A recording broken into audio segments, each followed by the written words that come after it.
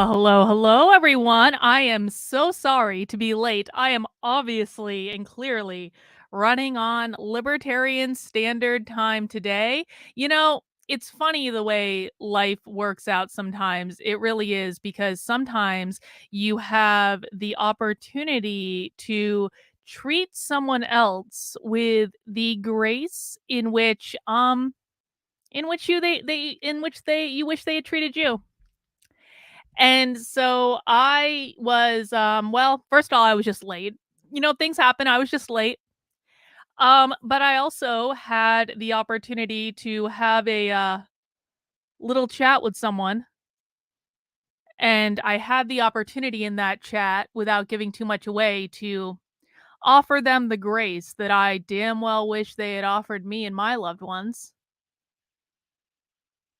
And so that was what I was doing. That was why I was a few minutes late. That was the main reason why I was a few minutes late. So I apologize for keeping everyone waiting. Thank you for being so patient.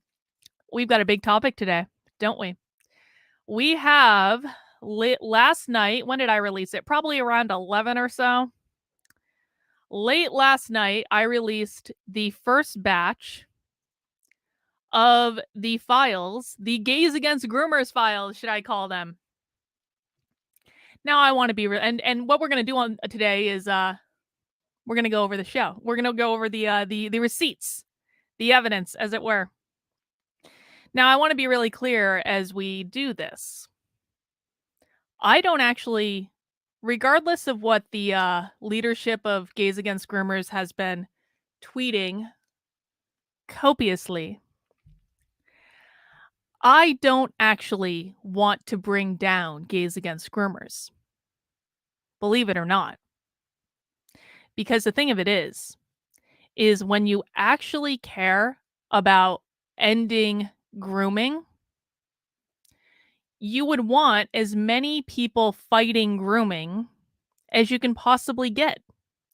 Because it just doesn't make any sense to me. And I know Jaimee and I have a disagreement on this. Jaimee thinks that Gays Against Groomers should be the only organization fighting grooming. Jaimee thinks that Gays Against Groomers is quite literally going to be the sole reason that we save the world from grooming. She and I have different values. We have a different belief system. Jaimee thinks there should be one organization fighting grooming, and that she is the leader of that organization, and we should all bow down to her and her grace. And her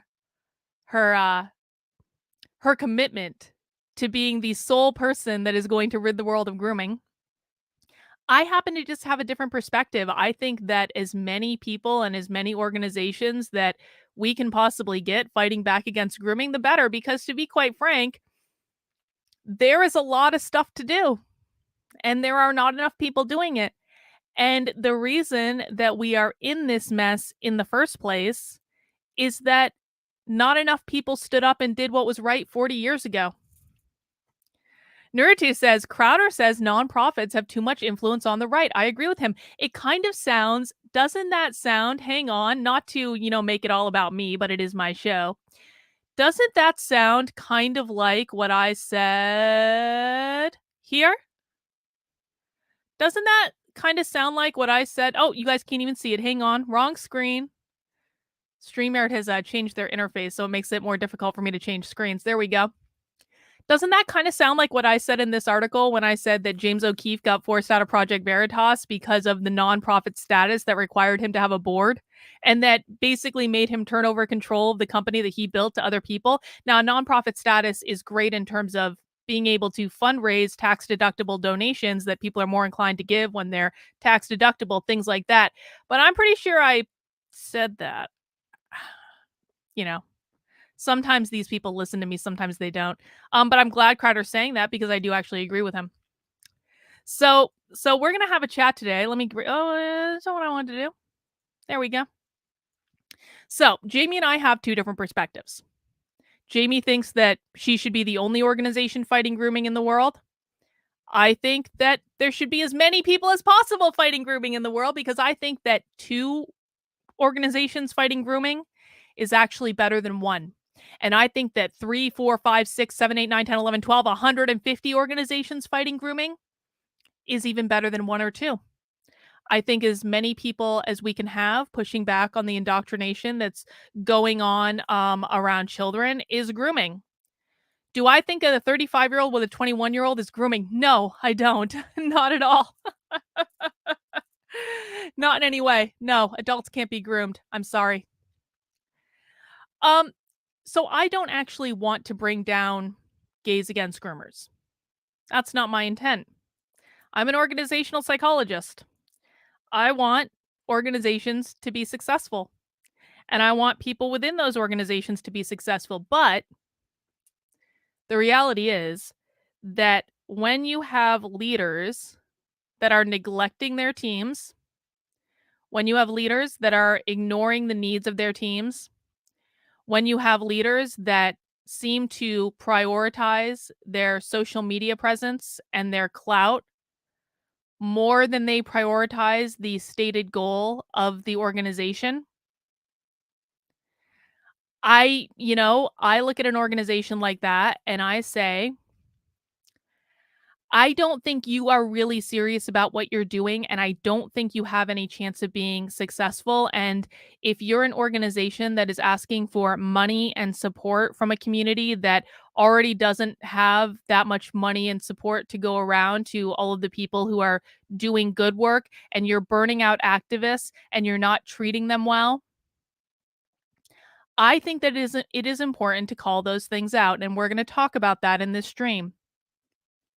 As an organizational psychologist, I do actually have a lot of personal feelings about people working with organizations that are not treating them well and that are taking advantage of them.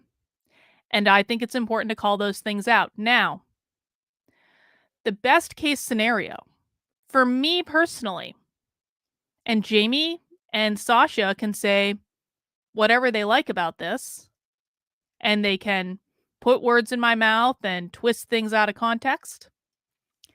But the best case scenario for me in this circumstance and why I wanted to talk about this is I feel very strongly about exposing corruption and, quite frankly, bad organizations within the anti-woke space.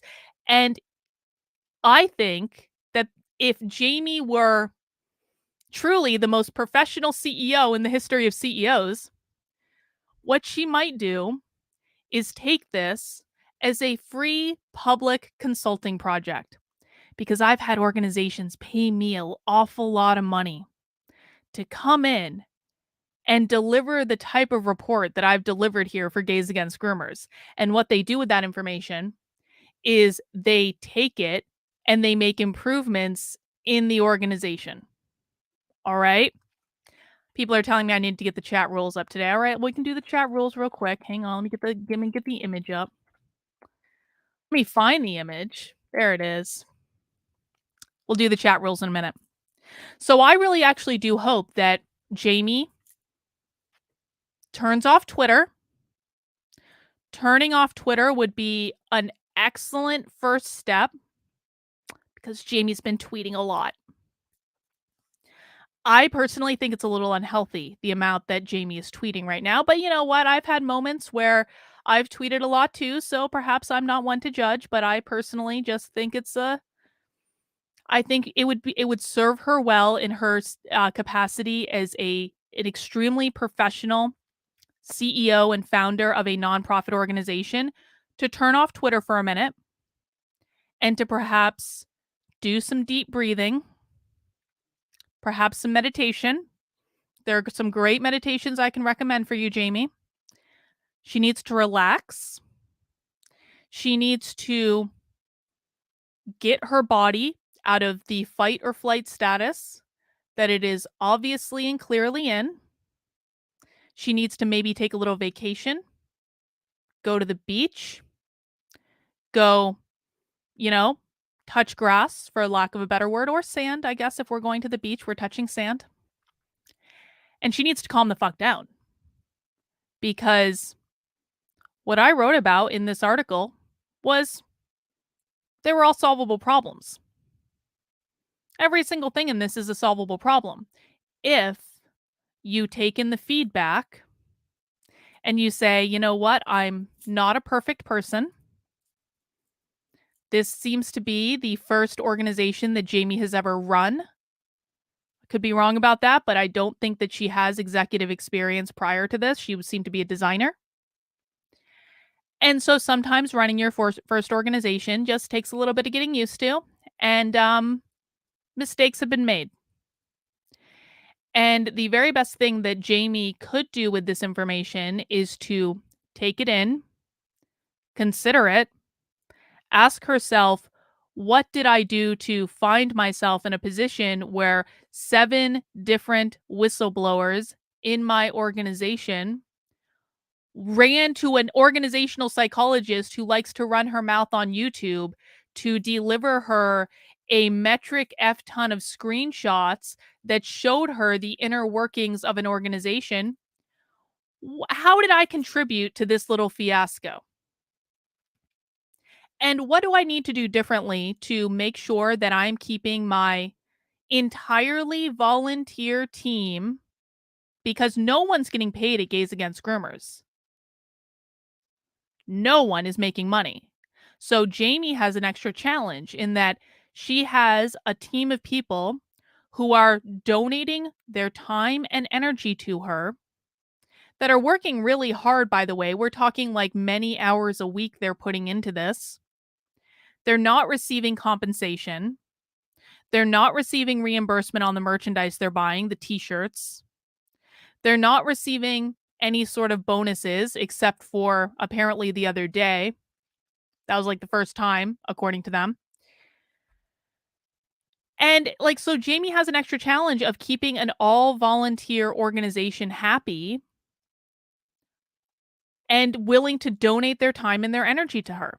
Because to be quite frank, guys, there are a lot of organizations out there right now that are doing, I would argue, more to end grooming, that would willingly take the time and the donation of the time and energy from any ambassador working for Gays Against Grooming.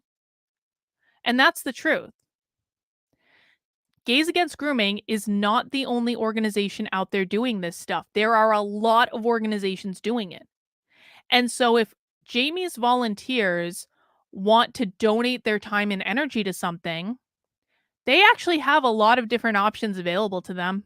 It's not even that hard. Or they could just do it on their own. They don't need to be a part of any organization in order to do this. They could build up their own organization. There are many solutions to this problem. But if Jaimee is not treating them well, then she cannot have an expectation that they are going to stay with Gays Against Groomers, be committed to Gays Against Groomers, build the brand of Gays Against Groomers, and continue to show up for her day after day for free when she's not being very open to their ideas and their feedback, and they would argue not being the leader that she needs them to be. So Jaimee could have taken this and actually done something with it. She didn't choose to do that. She didn't choose to do that at all. And that's why, in addition to having this article today that I posted last night, I also have this one in which Jaimee is having an entire Twitter meltdown while claiming she's not triggered and claiming that she just doesn't care that I put these articles up at all, but seems to me to be having an entire Twitter meltdown and engaging in a massive smear campaign targeting yours truly because she wants to deflect and not take responsibility for the things discussed in this article. And by the way, there's a third article coming. I have another batch of screenshots. And I right now am considering which screenshots I want to release and which I do not want to release, and how I want to explain what's going on in those screenshots. So I apologize. I don't have it ready for this because I am actually being a little bit more thoughtful about this one, because there's some stuff in it that I'm not sure is necessary for the story. It's personally embarrassing to some current members of Gays Against Groomers, and although I have no personal love loss for those particular members that would be embarrassed by the release of this information, or possibly worse, I'm considering what I want to do about it. So part 3 is coming. It'll probably be tomorrow sometime. I don't know when. And I would really encourage the people who I have reached out to for comment on those, well, incriminating screenshots. I would encourage them to perhaps show the grace that they would like me to show them. So we'll have to see. But guys, that's what we're going to be talking about on today's stream. We are going to walk through all of the screenshots that I have, and there are a lot of effing screenshots. There's a lot. There's a lot. That's only like a quarter of the way through the article. There's a lot to talk about. We're going to be sitting here a while. And then I'm going to talk about Jaimee's unhinged Twitter meltdown that I'm pretty sure is still going on right now. And again, I would really encourage Jaimee, if she's watching right now, and I'm sure she is. Hi, Jaimee. I would encourage you to probably not watch this stream, Jaimee, although I am actually going to give you really good feedback on this stream, and I'm going to tell you what you need to do to make your organization better. So maybe it would be beneficial for you, Jaimee, to watch this stream at some point. I'm just going to suggest that it is probably not beneficial for you to do it right now because you seem to be a little wound up. And while we're a little wound up, it is sometimes difficult to process information in an objective way, let's say, in a way that's going to be productive, that will allow you to do something with the information. So if you want to watch the stream now, fine. I'm going to give you a lot of really good information, and I'm going to walk you through exactly and precisely what you need to do to fix the organization that you damn well started. But I don't think it would be a good idea to do it right now. But that you know what, you can ignore my advice. I'm sure you probably will. But that's what we're going to do today, guys. We're going to walk through those articles. Now, a couple orders of housekeeping. Number one, because this is Tuesday. And by the way, I forgot that today was Tuesday. I actually feel really bad. I forgot that today was Tuesday and I blew off another person that I was supposed to have on the stream today. But don't worry, we rescheduled. And I didn't forget about her being on the stream. I forgot that it was Tuesday. I thought it was Monday for some reason. Maybe last night was just really long. But because it is Tuesday, this is not the last stream of the day. It is but the first stream of the day. And we will be convening for Nothing Remotely Controversial at 9:30 p.m. tonight. Nothing Remotely Controversial is a show that I do with a psychic, where we talk about the news and whatever is going on in the world. And Joshua, who is our amazing and beloved professional psychic, will help us understand what's really going on underneath the surface. You will be able to answer or ask your questions of Joshua. We have a great time. Even if you don't believe in psychics, Nothing Remotely Controversial is still so fun and so lighthearted. And, I encourage you to join us. Check it out. We really do have a great time with it. And I'm looking forward to that tonight. Now, the stream I blew off today, and again, I felt so bad. I felt so bad. I was supposed to have Erin for Parents on the stream today. Erin for Parents is actually the mom in Colorado who blew the whistle on this elementary school in which they found emails from the assistant principal and the chief equity officer talking about lying to parents about secretly transitioning their kids in the 5th grade. So the originator of those emails is a very nice woman who goes by the handle at Erin, Erin. I know it's covered up on the screen there, Erin for Parents. And she's going to be on the channel on Thursday. And I'm really grateful that she was able to reschedule again.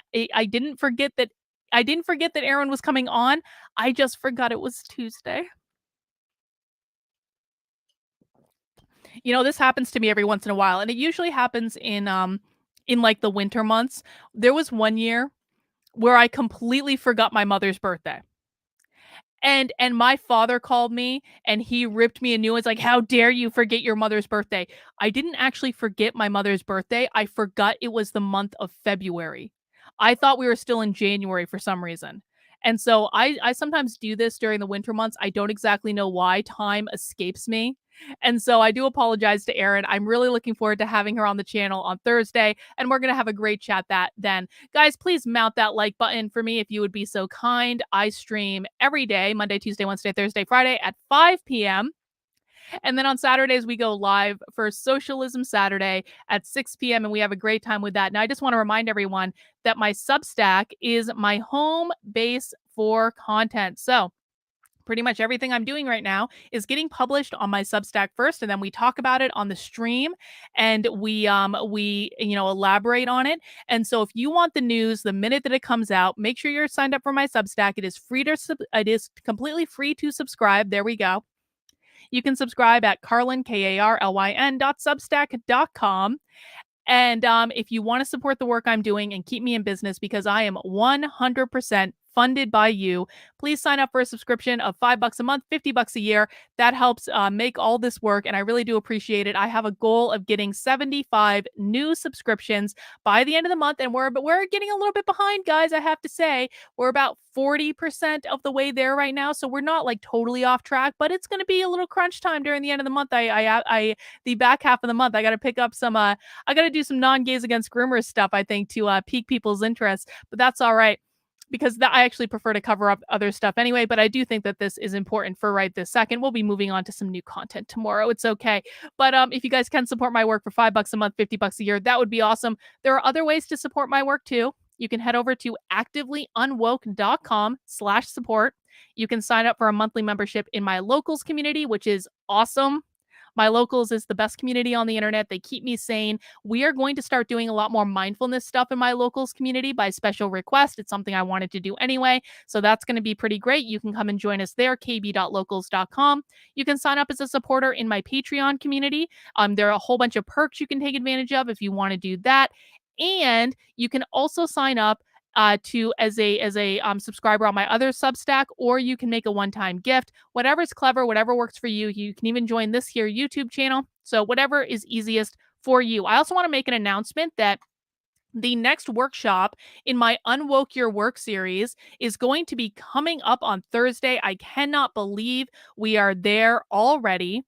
I am doing a private advanced psychology workshop on Thursday, and the cost to attend is $50. But if you are a $25 a month supporter on either my Patreon or my locals, you will be invited to the workshop for free. I will be sending out the codes a little bit later today, and we're going to talk about how to really understand the psychology of why people do what they do, what their motivations are, what their fears are, how you can identify those motivations or fears just by talking to someone for a couple minutes and sussing out their personality type. We're going to talk about advanced people reading techniques.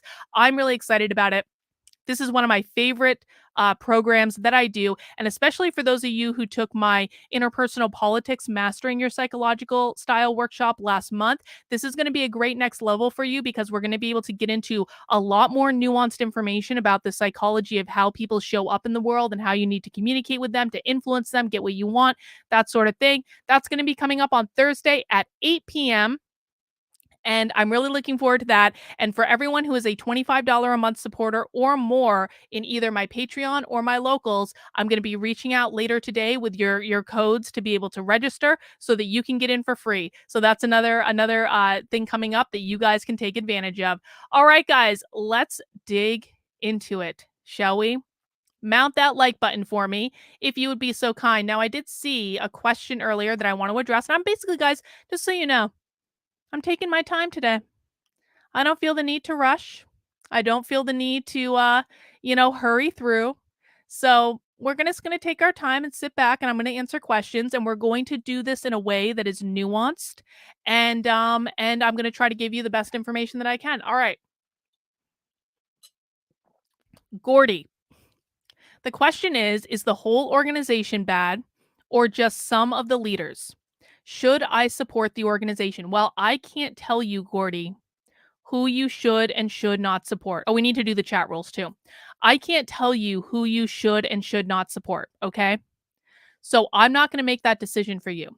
What I will tell you is that the majority of the leadership team, the people in charge of running the organization, I don't trust the majority of them. And you're going to see why in the course of this stream. Now, that's not to say all of them, because there are a couple members of the leadership team that I have not seen involve themselves in this whole affair. But I have seen what I consider to be bad behavior by several members of their leadership team. However, I do believe there are good ambassadors that work with them. I do believe that some of the people working with them are doing it for the right reasons and they really want to make a difference. And I believe that the people that I spoke to specifically were extremely frustrated because they believe in this, they want to do stuff for this, and they felt that their hands were tied by the leadership who wasn't allowing them to do anything. So I think, and I'm going to, commit to this. Gays Against Groomers is a very young organization. Gays Against Groomers obviously has a leadership team that is in desperate need of executive coaching. Desperate need. Really bad. Is all hope lost? No, because you can make improvements. Every day is a new day to make a new decision. The leadership team could choose to use this as an opportunity to get some feedback about their organization and make improvements. As of right now, I don't have a lot of hope that that could happen just based on the behaviors that I've seen in the past couple days. But that doesn't mean it can't. It just means they haven't decided to yet.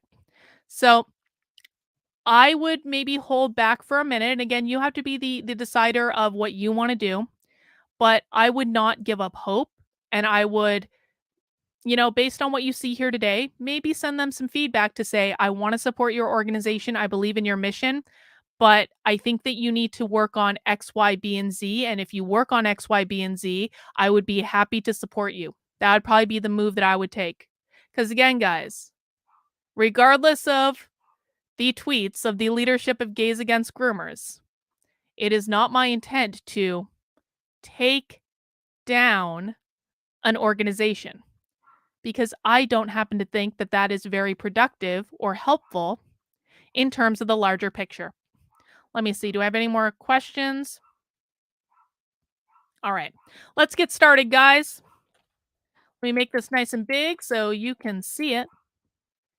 The Monday Morning Massacre. Gays Against Groomers founder Jaimee Michell becomes unhinged and retaliates against whistleblowers. Her late-night Twitter tirade leads to Monday Morning Massacre as more members speak out about corruption in the organization. Oh, we got to do the chat rules.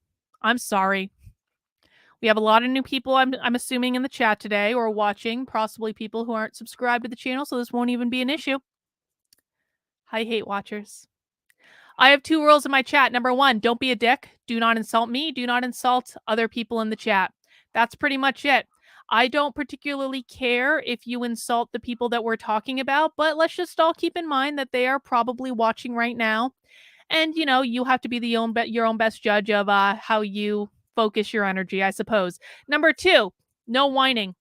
I don't want to hear it. I'm 41 years old. I don't have children for a reason because I don't want to hear whining all day, every day. I just don't want to do it. So if I ask you to stop doing something, just stop doing it. Don't come back at me with, I'm not doing that thing you asked me to stop doing, because you are doing that thing I asked you to stop doing. If you weren't doing it, I wouldn't ask you to stop doing it. And so just no whining. If I ask you to stop doing something, just, go along with it. And if you don't want to do that, you're welcome not to be here and you're welcome not to participate in my chat. The thing of it is, I have a curated chat in my community because it keeps things nice for everyone.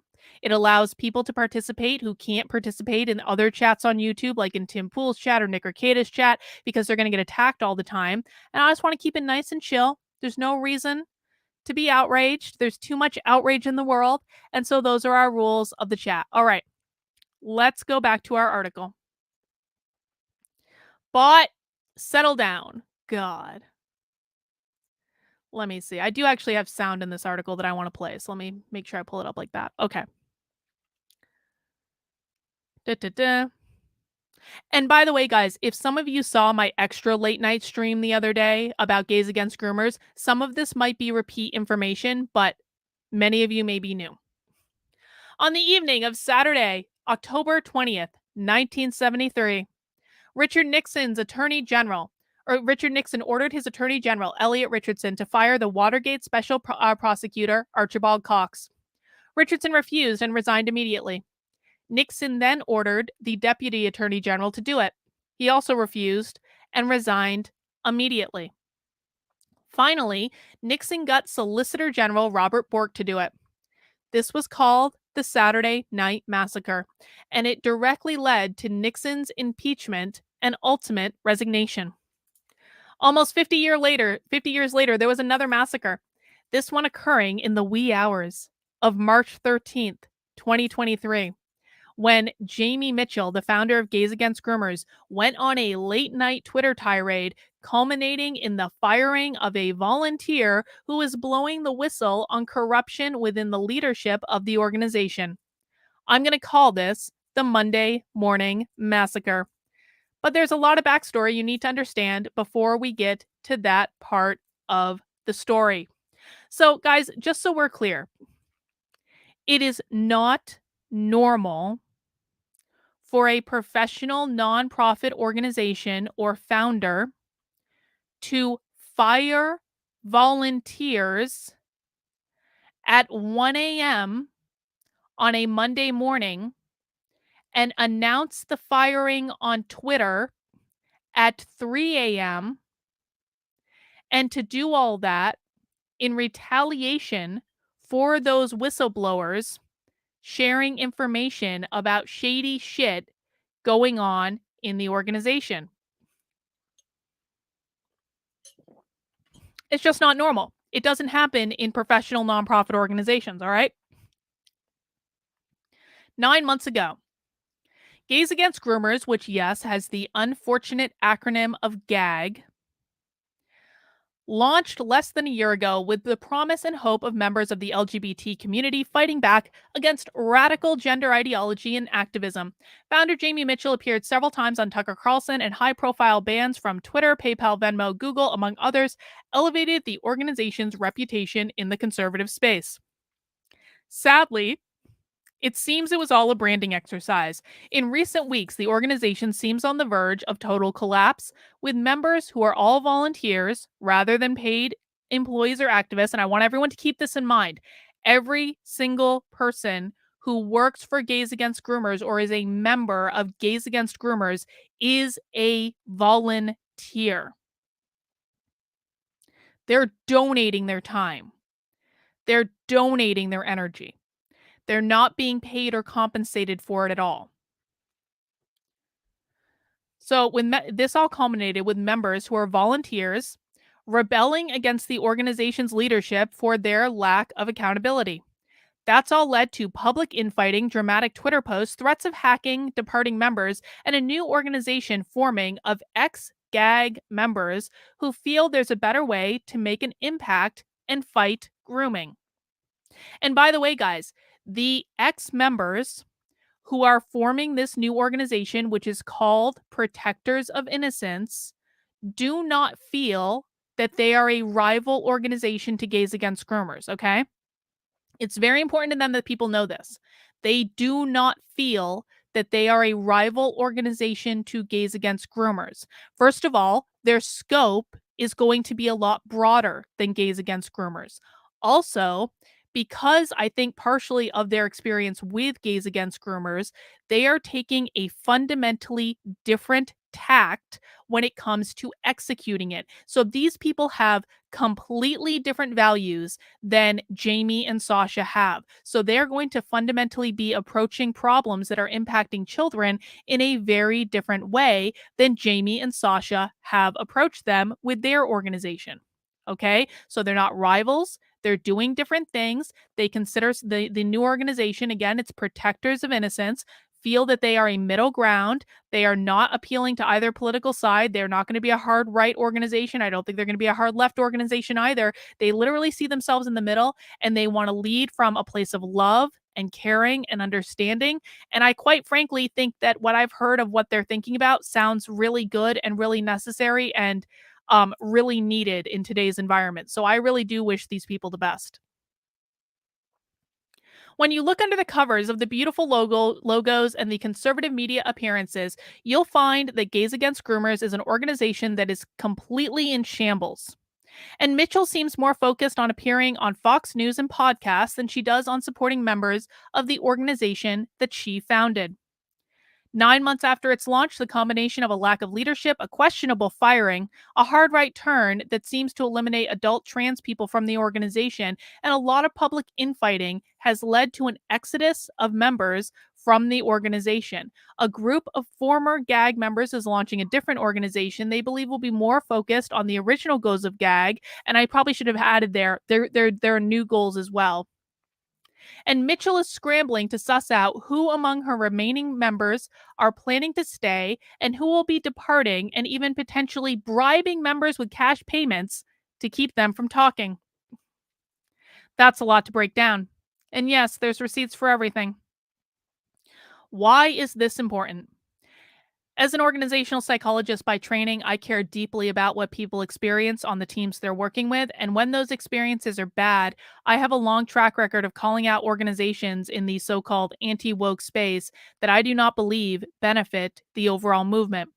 My reporting on the Foundation Against Intolerance and Racism, or FAIR, remains the only public record of the corruption of the leadership of that organization and was one of many contributing factors to the CEO ultimately being removed from his position after over 2 years of terrorizing his own staff. So, for those who don't know, the now former CEO of the Foundation Against Intolerance and Racism was removed from that position, or resigned that position, last week as of 5 p.m. on Friday. And that was a year and a half after I did the reporting that exposed his ass for treating his entire staff horribly. And I'll show you this. I was the one that reported on this from the very beginning. I was the one that reported on this in October 10th of 2021. So oh, did that go to a different tab? Hang on. I'll show that tab. There you go. I was the one that reported on this in October of 2021.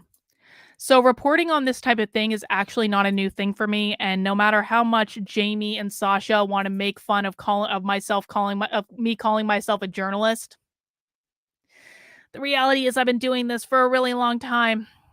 And so they can have whatever feelings they like about it. It's just the way it goes. Let's go back. There we go. So that remains the only public record of that. And the reason that I did that is that at the time that that was happening with FAIR, I was hearing from a lot of whistleblowers, just like I've heard with whistleblowers from Gays Against Groomers. And a lot of them are very committed activists who were suffering greatly because of the bullshit that was going on at FAIR. And when competent activists suffer at the hands of incompetent and narcissistic leadership, they burn out and they quit. Their loss impacts all of us. It is in all of our best interests to call out when bad things are happening, rather than cover our eyes as we sweep it under the rug where we can't see it anymore. You know, I always get shit when I do this stuff from conservatives on the right. They're like, Carlin, why are you creating infighting? Why are you talking about this? Why aren't you talking about the left? Of course, these people are never around. Every single story I do about the schools, or every single school investigation, or every single time I write an essay about how to fight back against the woke left, these people who complain are never around when I'm doing any of that. They're only there to complain when I talk about their organizations on the political right not being up to snuff. I don't believe that making people aware of what is going on in these organizations is a bad thing. I think it's a positive thing. And so if you aren't around when I'm talking about the stuff related to the woke left, then I would welcome you to join us. But if you don't, I'm not going to take your opinion seriously when you're complaining about me pointing out that there's woke on the right.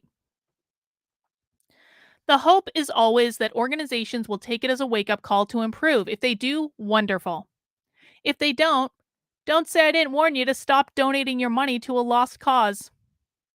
There are good people who have been associated with Gays Against Groomers. Every one of them Every one of the more than half dozen whistleblowers I've spoken to in the past few days has expressed sadness at the state of affairs and wishes things would have been different. Sadly, these people have had their hands tied by the organization's leadership, primarily Jaimee, but also by the treasurer and HR manager, Sasha, so much so that they believe jumping ship and telling their story is their only choice.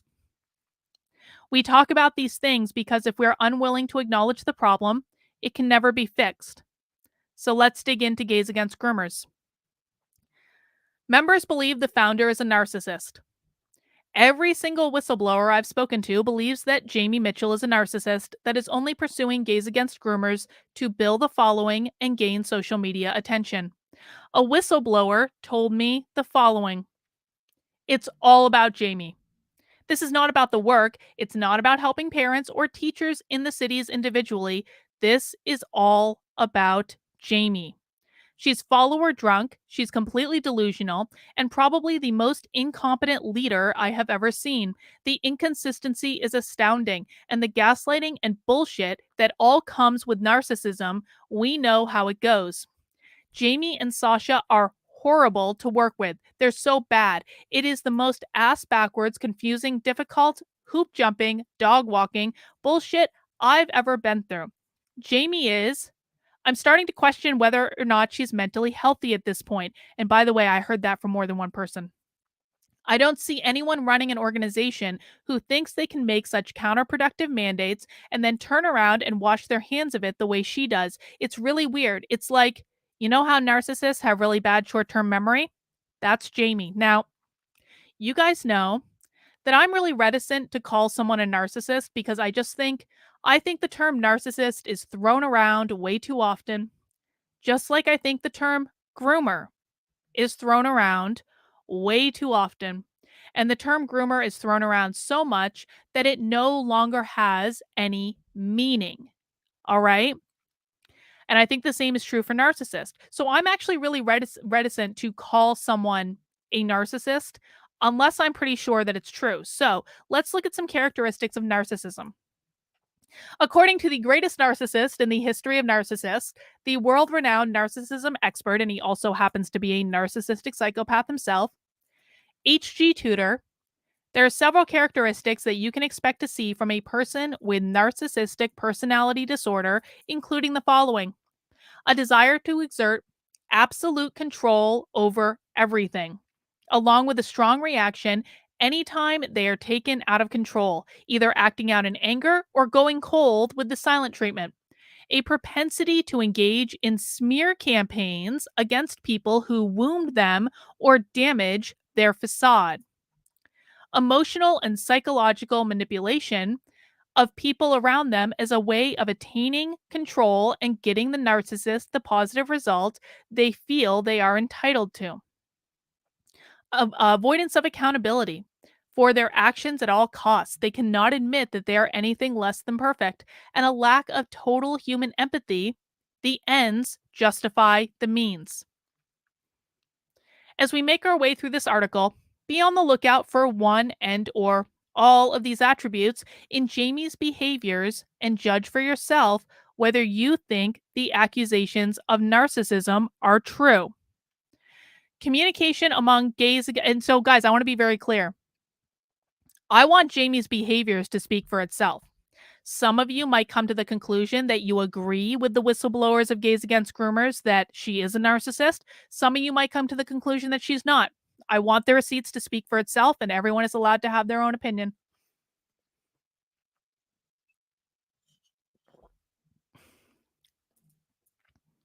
Bot, please stop fucking around in the chat. I don't want to see a chat full of bot. It's distracting.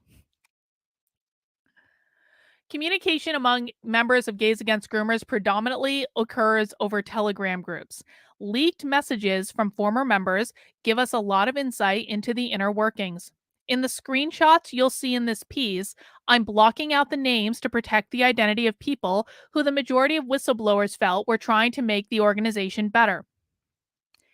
In this message from the director's chat, we see Jaimee openly discussing how she brought members into the organization who do nothing and are just there for show because she wanted it to look like the organization was a larger group. She also openly disparages a member who was trying to solve problems for the organization, saying she does nothing. And you'll see there, Jaimee's saying we may need to remove people who are inactive. Inactive means they aren't doing anything in the organization. And one of the members got upset and caused this issue, but has literally done nothing in the organization. That was a person who was actually trying to solve problems. And Jaimee got upset that she was trying to solve problems. And so she basically shit talked her in the chat. And then Sasha, who is the HR manager, says literally the people who don't do anything are the loudest. And then Jaimee says a lot of people are just in it to chill and chat or just to have clout. At first, I was fine with it because I wanted to show we were a big group. And now that we have so many people, it's not necessary or important. Now, this by itself, probably not a big deal. You know, bosses shit talk their employees all the time. It's not good. It's not productive. But if it were just this, I probably would say, okay, that's kind of like a snippy thing, but we're going to look at it in a bigger context. This is one of many times we'll see Jaimee dismissing team members. In this series of screenshots, you'll see a member who ultimately defected expressing concerns to Jaimee that repeatedly fell on deaf ears. The whistleblower commented that this was why people in the organization were scared to communicate with Jaimee. Now, one of the main complaints that I heard from the whistleblowers is that they really try to bring ideas forward. They try to fix things, and Jaimee just doesn't want to hear about it. She makes them follow these absurd processes that never get them anywhere. She dismisses them. She tells them that things are none of their business. She basically talks down to them. And again, these are people that are volunteering their time and energy with an organization. If you want your volunteers to stay with your organization, you need to treat them better than this. Instead of accepting feedback, Jaimee reminded her that she was in charge of the organization, that her decisions were none of her business, and that she did not want to hear the concerns. So here we have this member is basically saying to Jaimee, Jaimee, can we just talk about this? Can you be human for a second? And Jaimee says, and I want everyone to keep this in mind, this is a professional nonprofit organization of which I am the president. I want you to ask yourselves as we make our way through this, if Jaimee is acting in a way that you would think is worthy of a professional nonprofit organization. Because she always has to remind people, it's my organization. I'm in charge. I'm in charge. My organization. I don't have to tell you anything. I owe you nothing. Well, all right. And then she says, if you have concerns or wish not to continue to be a part of it, that's okay. And then the member says, which is why people are afraid to speak up, which is why some people are scared to voice their concerns. If you are the leader of an organization and you are scaring your volunteer members from communicating with you, that's not going to work long term for the organization if you expect people want to volunteer for you. And it keeps going. We obviously don't want that, but that's your decision. Rules must be adhered to in any professional environment. You are to voice your concerns with Sasha, not me. Thank you. And then she's like, aye, aye, Captain. A suggestion. Get an HR team set up for things like this. It seems like Sasha has too much on her plate and things aren't even getting solved. That's why people tend to air grievances over the chat. So basically the HR program that Jaimee set up with Sasha wasn't actually solving problems. But Jaimee didn't want to hear about the problems either. So the HR manager didn't want to hear about the problems. Jaimee didn't want to hear about the problems. And she was ignoring all feedback to this request, to this point. Have you even messaged blank at all? Or did you read her comments about you? She has been a huge supporter of yours for years. You didn't even say anything to her. So apparently there was this one member of Gays Against Groomers who idolized Jaimee, idolized her. And Jaimee refused to even communicate with this person. And instead she said, what I do or do not do is not your concern. Thank you. And then this member says, I had to call her because she felt so low after this. Just wondering if you care at all because it doesn't seem like you do. Respectfully, human to human. And then she said, "It's your decision what you do, but just know your choices make an impact. People look up to you. Have a good night, Jaimee." And Jaimee says, "Appreciate your concern. Thank you." And this is what happens, guys, when you forget that you are running a volunteer organization and that you can't be a tyrannical bitch and expect people to want to work for you. And if Jaimee or members of Gays Against Groomers are watching right now, I just want to point out you're getting a lot of feedback in the chat that is actually really, really good. I'm not going to display it all on the screen because it would make this stream be longer than I have for it. But you're getting a lot of good feedback from people who are not me in the chat right now. And the reason I say are not me is that is that they basically they like on Twitter they basically say that anyone who agrees with me is a sock account of mine, except you can see I'm not typing anything, so these aren't my sock accounts. These are real people that are giving you real feedback. Anyway, when I asked Jaimee about this, I basically posted the narcissism statement on Twitter in the early morning hours of March 13th, 2023. Oh, is Jaimee tweeting right now? Of course she is. Jaimee, honey, you need to do some deep breathing. You need to get off Twitter. Jaimee, I promise you, your organization has a much higher chance of being successful if you shut off Twitter. I'm not saying abandon it entirely. I'm just saying maybe decompress a little bit. Maybe go on some other websites. Maybe get some new friends that aren't outrage junkies on Twitter. But I don't think that tweeting this is like necessarily going to be in your best. But you know what? It's your organization's, Jaimee. You are the president of a professional nonprofit. It is your organization. If you want to tweet it into the ground, you are free to do that. Yes, Bot, you and I are obviously the same person, obviously.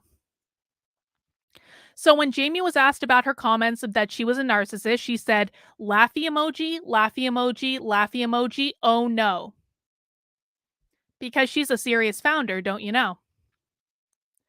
We can all see that Jaimee took this matter very seriously and learned a lot from the feedback from her team.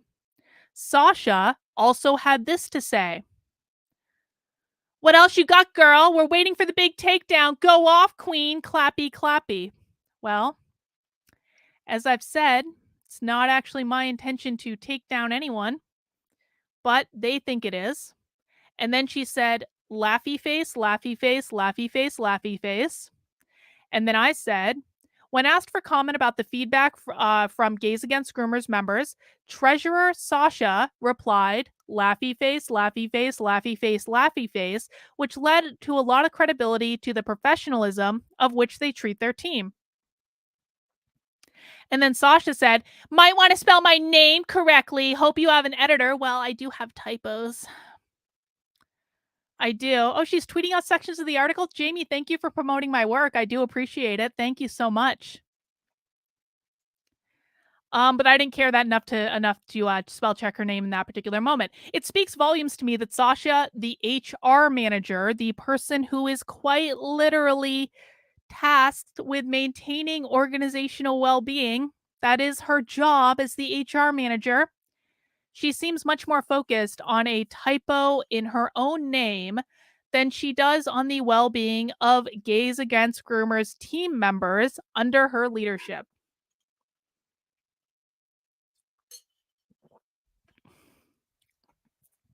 The next thing that happened. This is one of the weirdest things I have ever seen in my life. Hang on, let me just open it up.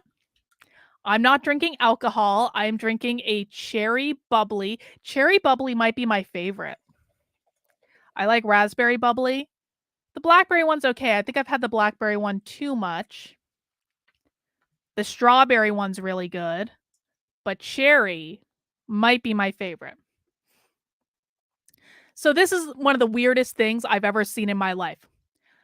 A trans staffer was fired because of a Pizzagate or QAnon conspiracy theory. And I don't want to get into any discussion about there's Q and there are Anons. Okay. That's not the point of this stream. We can argue about it another time, but this definitely at least comes from Pizzagate. And Pizzagate was a predecessor to QAnon.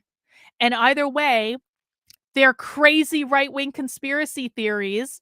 So let's just like take a step back for all you people who are like, Carlin, there's Q and then there's Q. There are Anons and there's no QAnon, Carlin. Okay, fine.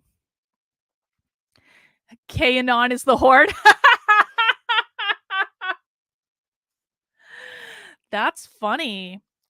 Well, Jaimee can have all the feelings that she likes about it.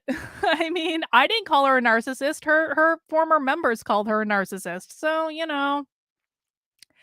Now, I've heard a lot of wacky reasons that people have been fired from jobs over the years, but you truly can't make this one up.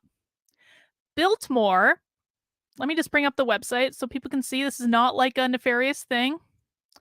This is Biltmore, okay? Biltmore is a mansion in North Carolina that's like the largest residential mansion in the United States, or it was at the time it was built, and it's crazy big. And I don't know if you guys can see this. God damn it. Okay. I don't have the right tab up. Hang on. There it is. It's beautiful. This is a tourist destination, all right? There's nothing nefarious about this. Come to America's largest home this winter, nestled within 8,000 acres of the pristine Blue Ridge Mountains. Biltmore is a one-of-a-kind destination, from the magnificent house, orchard-filled conservatory, thrilling art exhibition, and award-winning winery, to a myriad of dining and shopping options, 20 miles of nature trails, and distinct overnight properties. Biltmore offers an unforgettable escape from the everyday. It looks beautiful. I would very much like to visit it. Okay? Now, let's talk about why we're talking about Biltmore. But doesn't that look nice? Wouldn't everyone like to go to Biltmore? I think we should do a retreat there. That'd be fun. All right. Biltmore is a beautiful mansion in Asheville, North Carolina that was built by the Vanderbilts in the late 1800s. Today, it's a tourist destination and a national historical landmark. It also happens to be the focal point of a Pizzagate conspiracy theory. Pizzagate is generally considered a predecessor to QAnon. There is a swimming pool in the mansion that Pizzagate promoters believe is the home of satanic sacrifices to drain the blood of children. And there is the pool. And Pizzagate people, or QAnon people, basically believe that this is a satanic slaughterhouse murder pool in which the elite, to include Anderson Cooper, would hang children from those ropes, which are really just to like hang in the water. Like back in the day, I guess that's how they built these massive indoor pools. And they would hang children from those ropes and sacrifice the children. And the reason that they thought this is because John Podesta had art that kind of was weird around children. That Brooklyn, I looked this up, okay? I spent like half an hour researching this. And because John Podesta had art that was weird around children, they said John Podesta's art was from the Vanderbilt pool. And this is the satanic slaughterhouse. All right. Well, and again, this is a far-right conspiracy theory. That's all this is. Well, Gays Against Groomers brought on Nikki Starkiller to launch their South Carolina chapter on February 15th, 2023, on the recommendation of another member. And you can see they announced it here. And then just a few weeks later, she was fired because the organization found a picture on her Instagram 2 years before she was hired, 2 years before they brought her on, showing her at the Biltmore pool. So this is the photo in question. Oh, hang on. I want to make it smaller so you can see. This is the incriminating photo in question. Nikki Starkiller went to the Biltmore on a trip, and she took a photo. And I'm not arguing that John Podesta isn't creepy. John Podesta is absolutely creepy. Okay, fine, whatever. But Nikki Starkiller went and took a photo at the Biltmore in the pool and posted it on her Instagram. But it wasn't the only photo she posted. She posted a whole bunch of other photos too from the Biltmore. They all just had the hashtag Biltmore. That was it. She went on a trip, took some pictures, posted them to her Instagram, and then 2 years later was volunteered by Gays Against Groomers to run their South Carolina chapter. All right. Now you might notice that Nikki is wearing, well, a satanic mask there, which of course, for Pizzagate people, they're like, that's the Satan slaughter pool. And she's wearing a Satanist mask. She must be sacrificing children. All right. Nikki is an atheist Satanist, the type that does not advocate for child sacrifice in any way. Guys, there are Satanists, and I've had one on this channel that they don't want to sacrifice kids. That's not what they're about. And Nikki is one of those Satanists, and she had other photos taken of her all over the mansion as well. Now, let me make this bigger again. There it is. It is unclear if Nikki was even aware of the conspiracy theory associated with the location, or perhaps she was aware of it and didn't believe in it and thought it would be funny to take a picture of herself in the satanic slaughter pool. And quite frankly, if I went to the Biltmore, I would absolutely take a picture of myself in the satanic slaughter pool, even though I think Pizzagate and QAnon is bullshit. Okay? Like, that's funny. But I hate to break it to people who are not right-wing lunatics. Most people, like normal people, don't know that an indoor pool at this tourist destination is the satanic slaughter pool in the Pizzagate conspiracy theory. Most people have no idea that's a thing. There was certainly no indication that Nikki was advocating for child sacrifice or even saying anything about children. Each of the photos on her IG was simply tagged with Biltmore and no other description. Still, Jaimee decided she had to go, even though she had been doing a lot of work for the organization.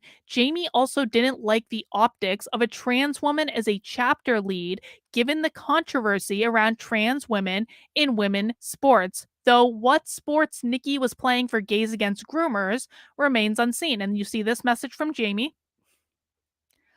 I think it's best to cut ties. She has been doing a lot of work, but the satanic stuff, which I didn't know about till she shared her gay satanic flag yesterday, is really bad, on top of men in women's sports shirt that was going around on Twitter. All right. So this woman quite literally got removed from her position because she took a photo 2 years prior at the satanic slaughter pool, according to the Pizzagate conspiracy theory. The group posted about their decision on Twitter, stating they fired not only Nikki, but also the member who recommended Nikki. Nothing like guilt by association, just like the North Koreans do. So you can see here, they said, recently we had to take action to remove our former South Carolina chapter lead from the organization. This person was brought into the organization through recommendation of another member who has also since been removed. And thusly, they slipped through proper vetting procedure. After they were already in the organization, photos came to light that were posted on their public Instagram, and the most salacious of which being a picture of them at the infamous Podesta pool while wearing a satanic face mask. Again, this is a Pizzagate conspiracy theory.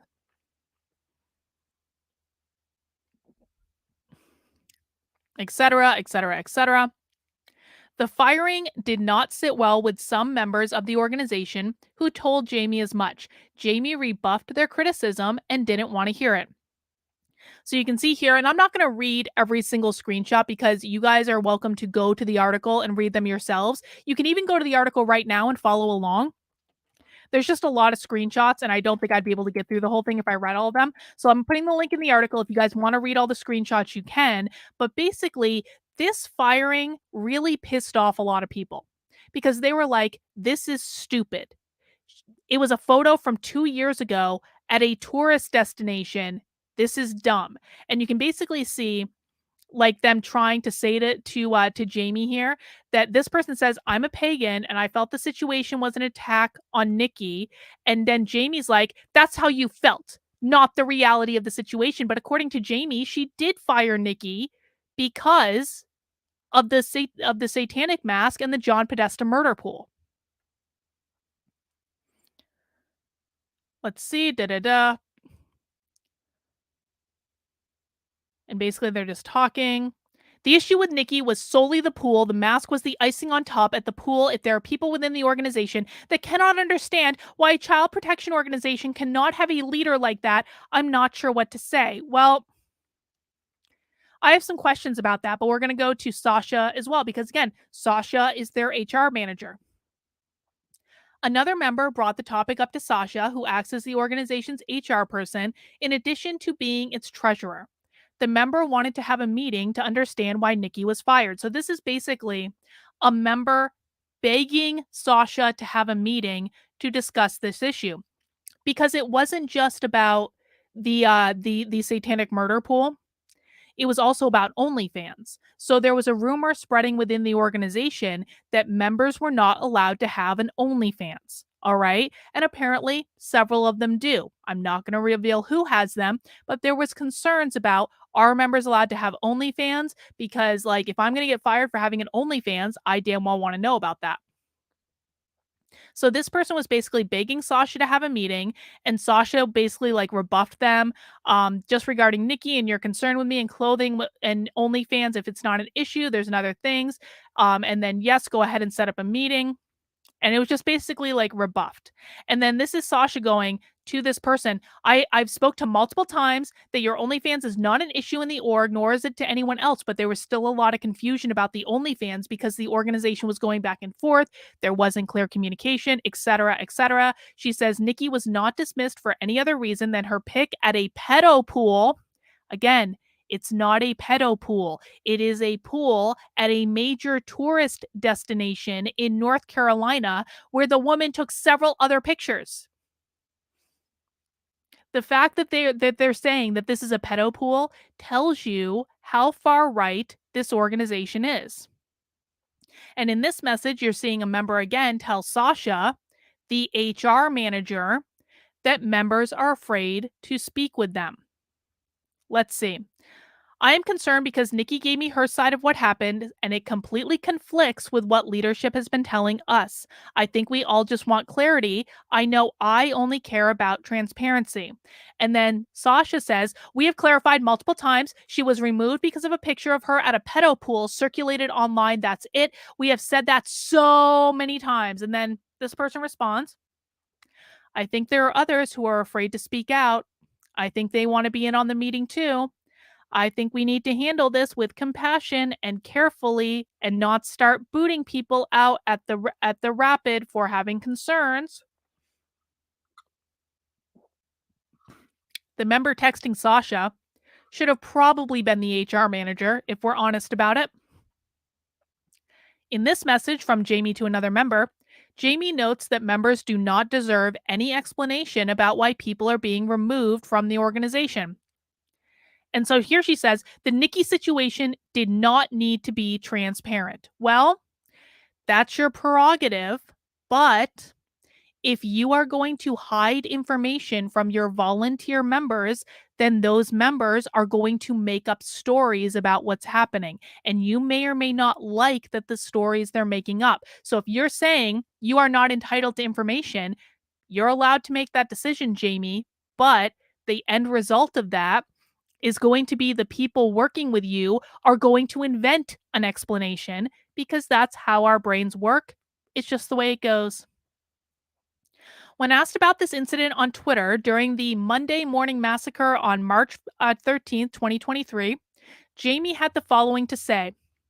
Oh no, Not a child protection org removing a chapter leader that took pictures in a satanic mask at a pool where children were portrayed to have been tortured. The absolute horror. You mean Gays Against Groomers has integrity? More on this developing story soon. Well, again, it really seems to me like Jaimee is admitting that she thinks that children have actually been tortured in that pool, which is a Pizzagate QAnon conspiracy theory. So, I have some questions about this entire situation.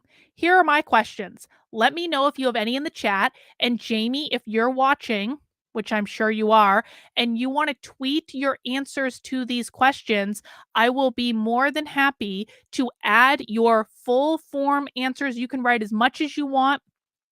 I will add your full form answers to this piece so that we can just be crystal clear on whether or not your organization believes and endorses a Pizzagate QAnon conspiracy theory. Here are the questions that I have.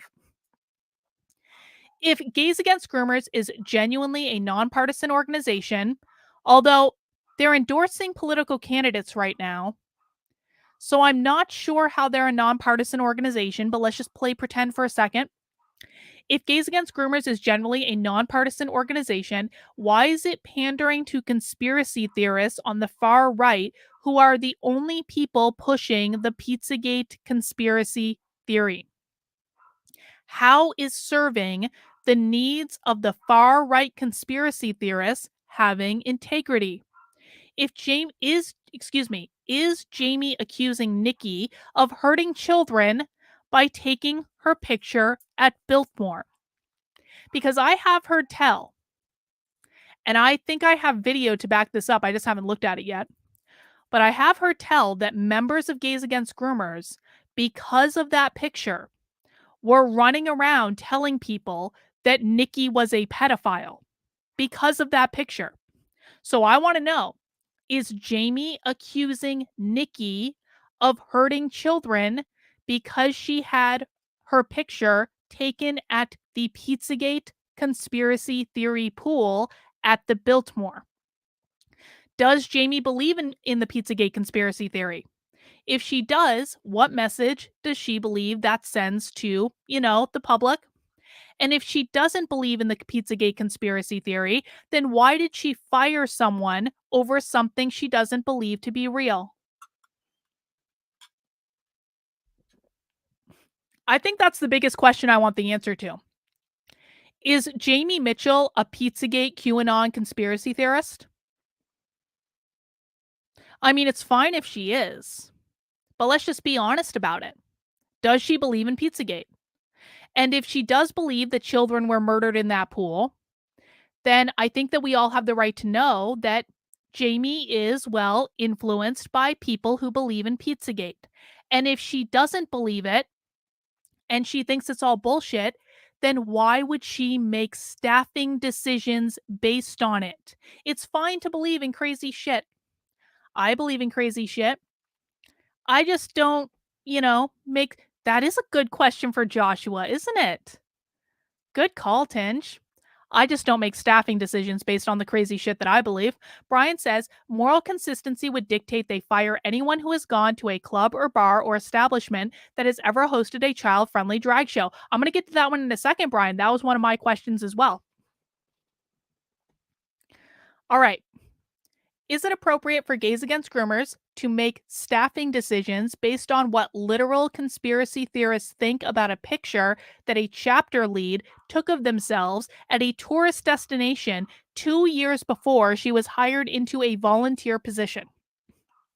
And does Gays Against Groomers have a list of destinations that members are not allowed to visit and photograph themselves at, whether prior to or during their employment? Or are they forbidden, for example, are they forbidden from visiting the Hollywood Hills? Just in case people might talk about how they're obviously participating in satanic rituals with Lady Gaga and the Hollywood elite. Is that allowed in Gays Against Groomers? Because, a lot of gay people live in LA. A lot of gay people live in West Hollywood. So are they allowed to go there because they might accidentally bump into someone who participates in Pizzagate, QAnon, satanic rituals where they're drinking the blood of children? I think we deserve answers to these questions. Again, we'll look forward to Jaimee or Sasha providing insight into these questions. The next thing is the founder never wanted to involve trans people. Now, according to Jaimee, she was never thrilled at the idea of involving trans people at all in Gays Against Groomers. So here we have Jaimee, and she says, or this is actually another person. This is not Jaimee. So I agree that it is. I'm just trying to figure out how the organization, that was Frank. That's the executive director who I no longer care about his identity, protecting his identity. And I have the unedited thing somewhere, but I did care about it at the time. I don't care anymore. So Frank, the executive director, said, I'm just trying to figure out how, as an organization, we can draw a line in the sand so there isn't room for opinions on matters like these, but we have people that currently do OnlyFans on our team currently, don't we? And then Jaimee said, yeah, that's behind a paywall. Also, the satanic shit should never have passed. So Jaimee is flat saying that she doesn't believe that people are free to have their religious beliefs if they're Satanists. And again, there are Satanists in the world that don't hurt anyone or do anything, which shows Jaimee's lack of understanding about what it is as a belief system. I'm not saying I subscribe to it, but I know people who do, and they're perfectly fine people. They're very fine people, as it were. I don't know why this wasn't sent to Grady or Brandon. Grady is their IT guy. We'll talk about Grady in a bit. Allowing trans people in our org was already something I was not completely happy with doing. But I understand their importance in this fight. Shit like this is sending me, etc., etc. I think they cut it off. And then she said down here, everyone will have different feelings about this. I myself am an LGB without the T person. Should I leave Gays Against Groomers laughing my ass off? These messages were circulated among members of Gays Against Groomers, and they angered several members, including both trans members who support the involvement of trans members as a critical component of fighting grooming.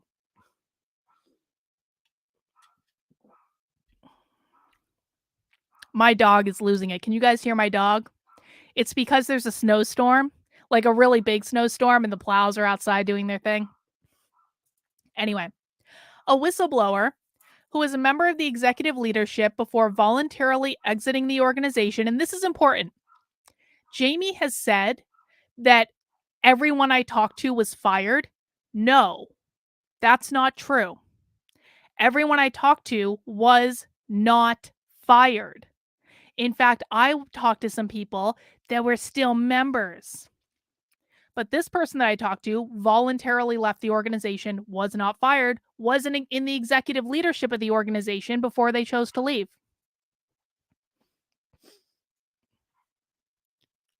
Let's see.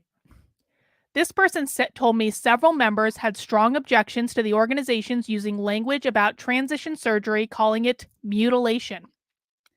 While everyone agrees that the medicalization is inappropriate for minors, and we also need to put a pin on that because Frank is going to talk about that in our next article, those in the organization who transitioned as adults did not feel they had mutilated themselves.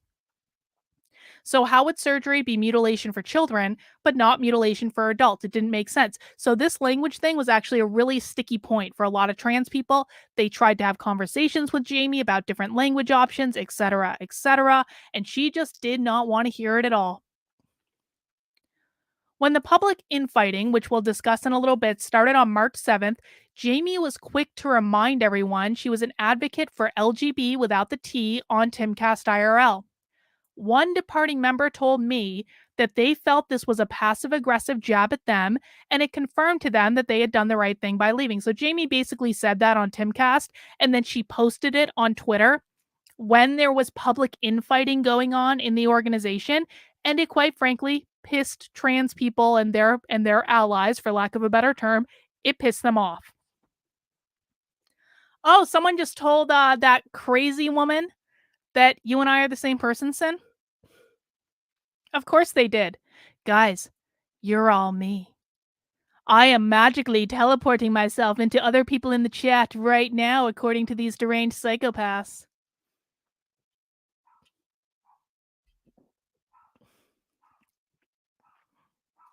Sin is somehow typing in the chat right now, even though we're the same person.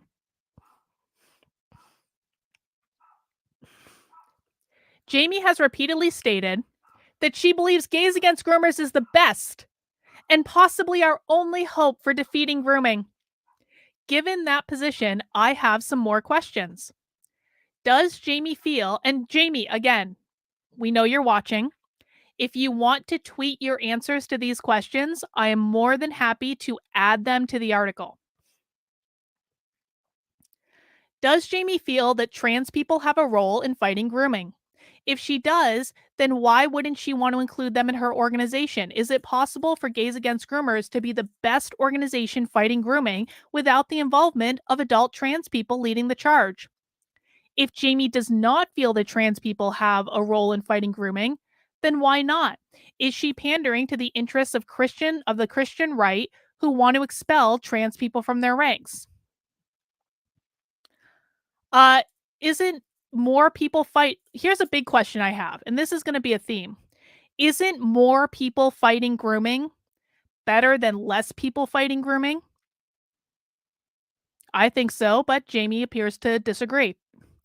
Does Jaimee respect the rights of adults to live how they see fit, including getting trans surgery as adults? Does Jaimee agree or disagree with the idea that adult trans people have a critical message to send about the benefits of waiting to transition until later in life?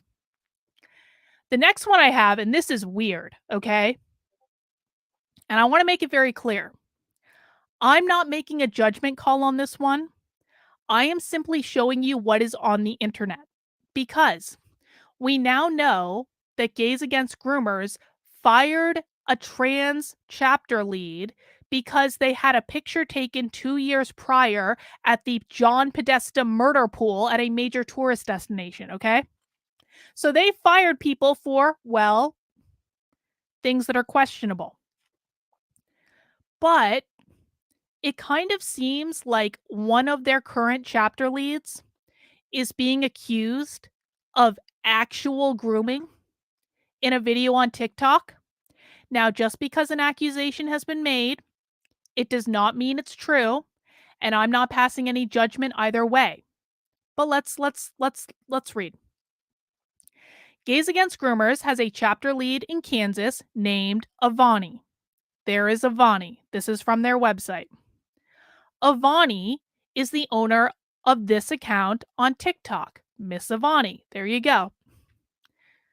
This account seems to be commenting on this TikTok video, which we're going to watch, that is accusing Avani of pretending to be a 14-year-old to communicate with a 12-year-old. Okay, so video currently unavailable. Hang on.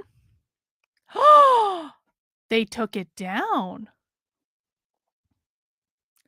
Isn't that interesting? Isn't that interesting? Hi, Nikki. Let's talk offline. Huh. Okay. Well, I'll show you what the video said. The video is down. Okay. Well, if the video is legitimately down, then I think we need, and I have a copy of the video. I did download the video. I have the video. But here's the thing. If the video is legitimately down, then I'm going to assume that it's down for a reason. I don't like making accusations about people that, the video's up on your TikTok, Nikki. Nikki, do you have any insight about why the video got taken down? But I do have a screenshot. So this is the screenshot from the video. And basically, you can see Avani is commenting right here saying, I would take this down if I was you. If you don't take this down based on the false allegations, I know exactly where you live and I will file a lawsuit. Okay, maybe that's what happened. But let me show you what was in the video. Basically, the person in the video was saying that this was Avani saying, hey there. And the person replies, hey. And this says, you're hot. Do you want to like hang out? And I'm not sure what that one says, but this one says, I'm underage. And then this person says, how old are you then? This person says 12. This person says, and I'm 14. That's just a 2-year age gap. And then this person says, you look like 20. And this person says, but I'm 14. Now, I don't want to make false accusations. And like I said, and I wrote in the article, I don't know that this is true. Okay. Nikki, I have a lot. Here's the thing, Nikki, I have a lot to get through today. And I'm totally open to talking to you on stream. I just have so much to get through today. And I want to make sure I, quite frankly, know what you're going to say. So if you want to reach out to me through DMs or emails, I'm more than happy to talk to you and I'm more than happy to have you on stream. I just have so much to get through today that I want to not do it right now, but we are welcome to do it in the future. All right. All right. So now Avani did say the allegations were false, and we need to acknowledge that. I also did reach out to Avani directly, as well as to Jaimee and Michael Costa, who is the editor of Gays Against Groomers. Nikki, I'm going to put my email in the chat.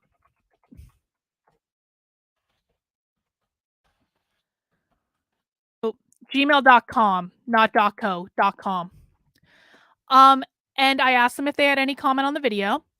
And even though Jaimee appeared to have a lot to say on Twitter about every other possible subject, they didn't actually give me a comment about the video. So there was a flat no comment from Gays Against Groomers if that video was real. So I said in the article, well, it does seem very possible that the allegations are false. And if the allegations are false, then that really sucks for Avani. Okay? That's not good.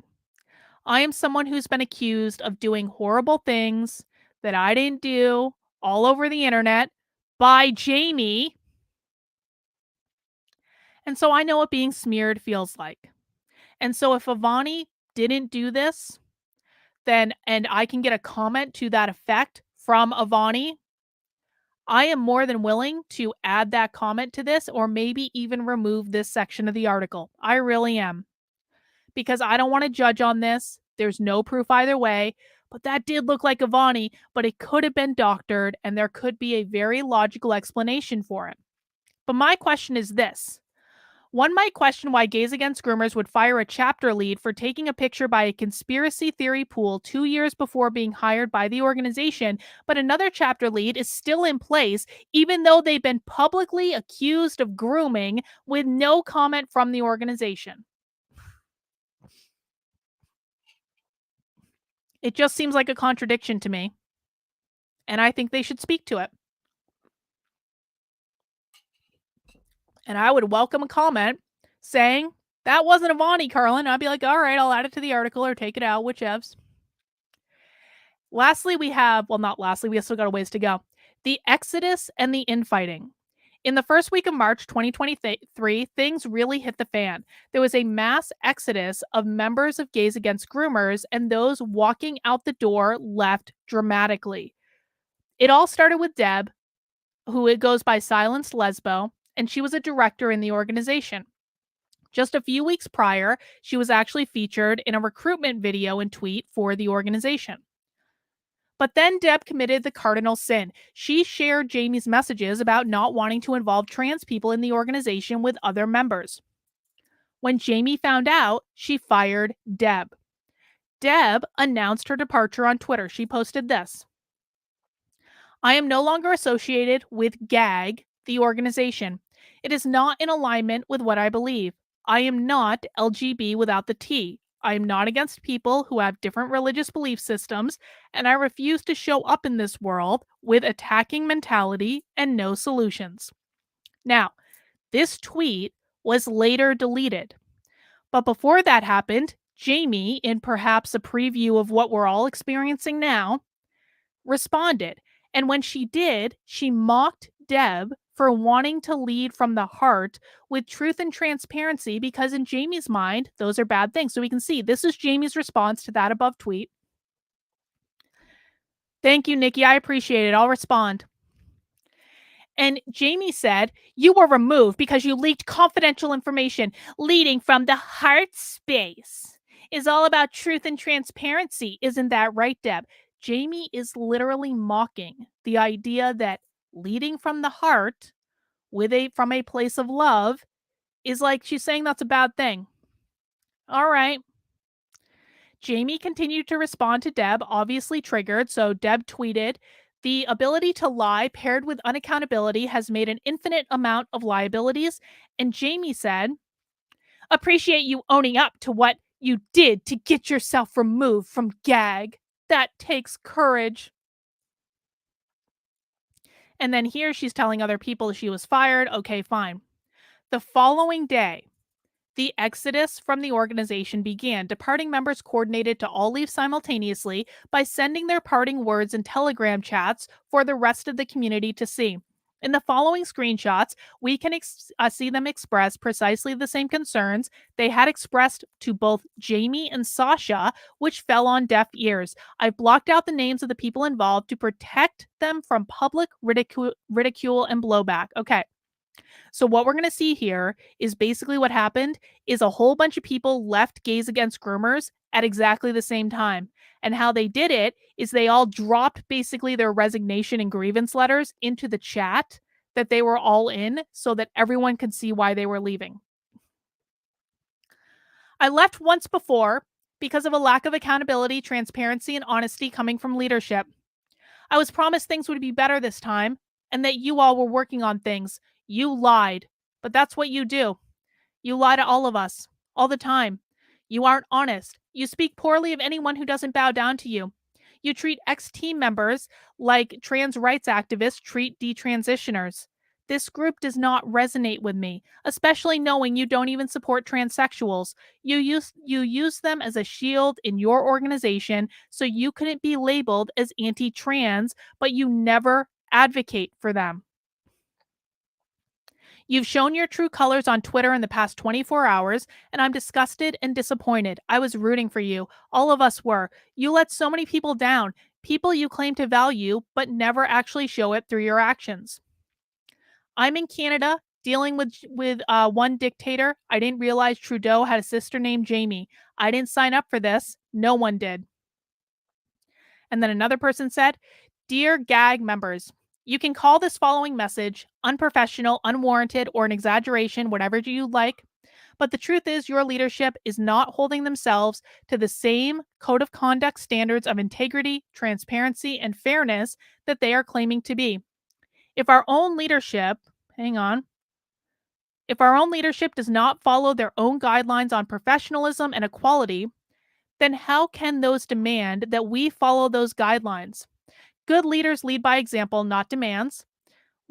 How will this group operate efficiently or honorably without a leadership that holds themselves to a higher professional standard? Or excuse me, the same professional standard.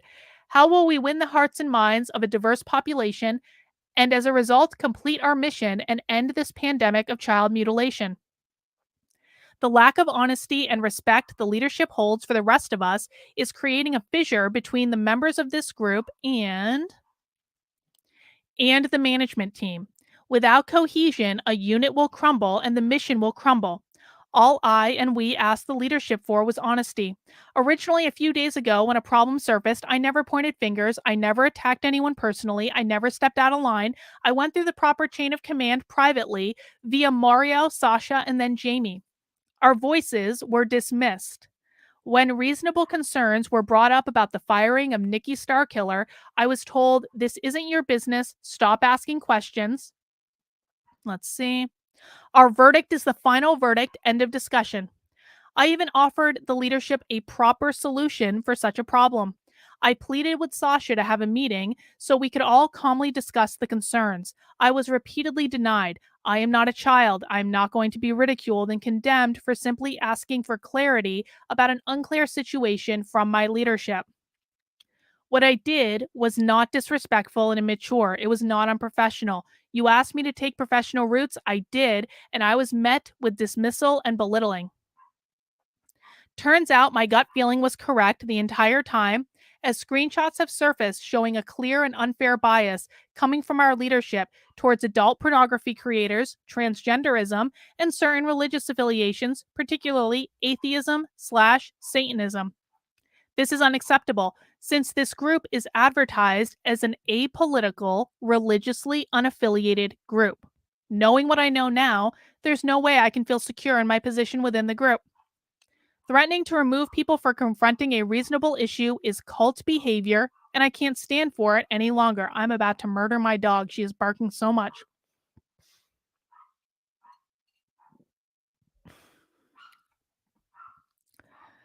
Reagan says all Jaimee needed to do was be transparent and straightforward with their guidelines and what to expect. Instead, she let the issues continue and wasn't professional. That's exactly right, Reagan.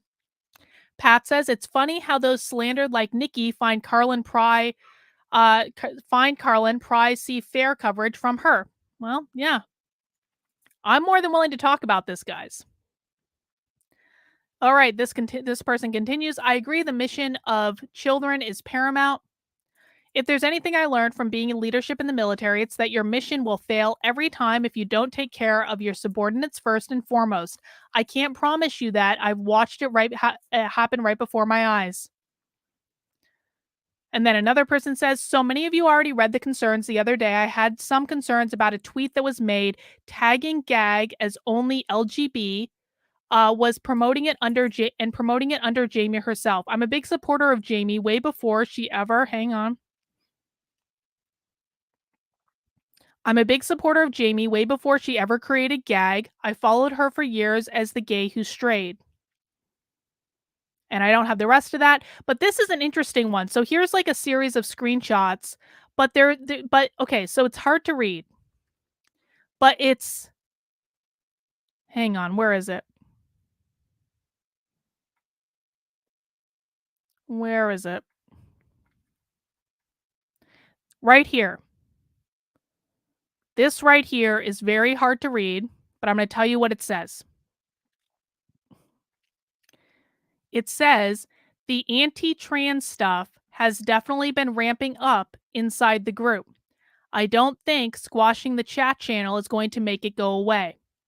So essentially, there was a lot of anti-trans shit said in the chats.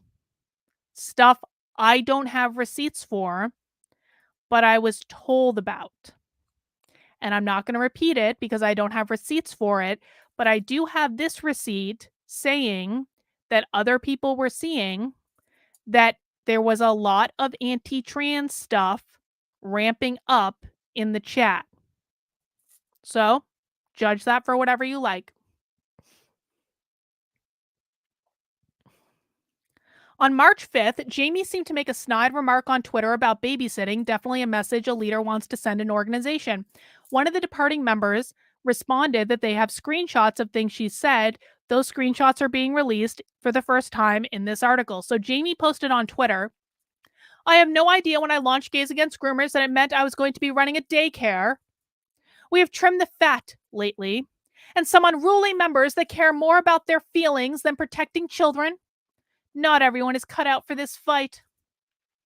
And then this person responded by posting it, and they say, I wasn't going to say anything, but this is fucking ridiculous. This is what happens when a narcissist is held accountable and given no attention. She gets thirsty for it. She forgets we have screenshots of her admitting that she is not down with the T and the LGBT as her lies, and everyone calling her out on her shady business tactics. But last time I checked, Justin Trudeau didn't have a sister named Jaimee, but I guess I was wrong.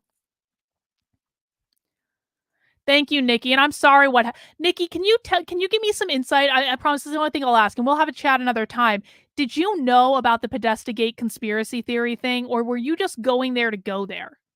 And if you knew, fine. I'm not going to judge. I don't really care either way, but I'm really curious about that. On March 7th, departing members coordinated to post why they left about Gays Against Groomers.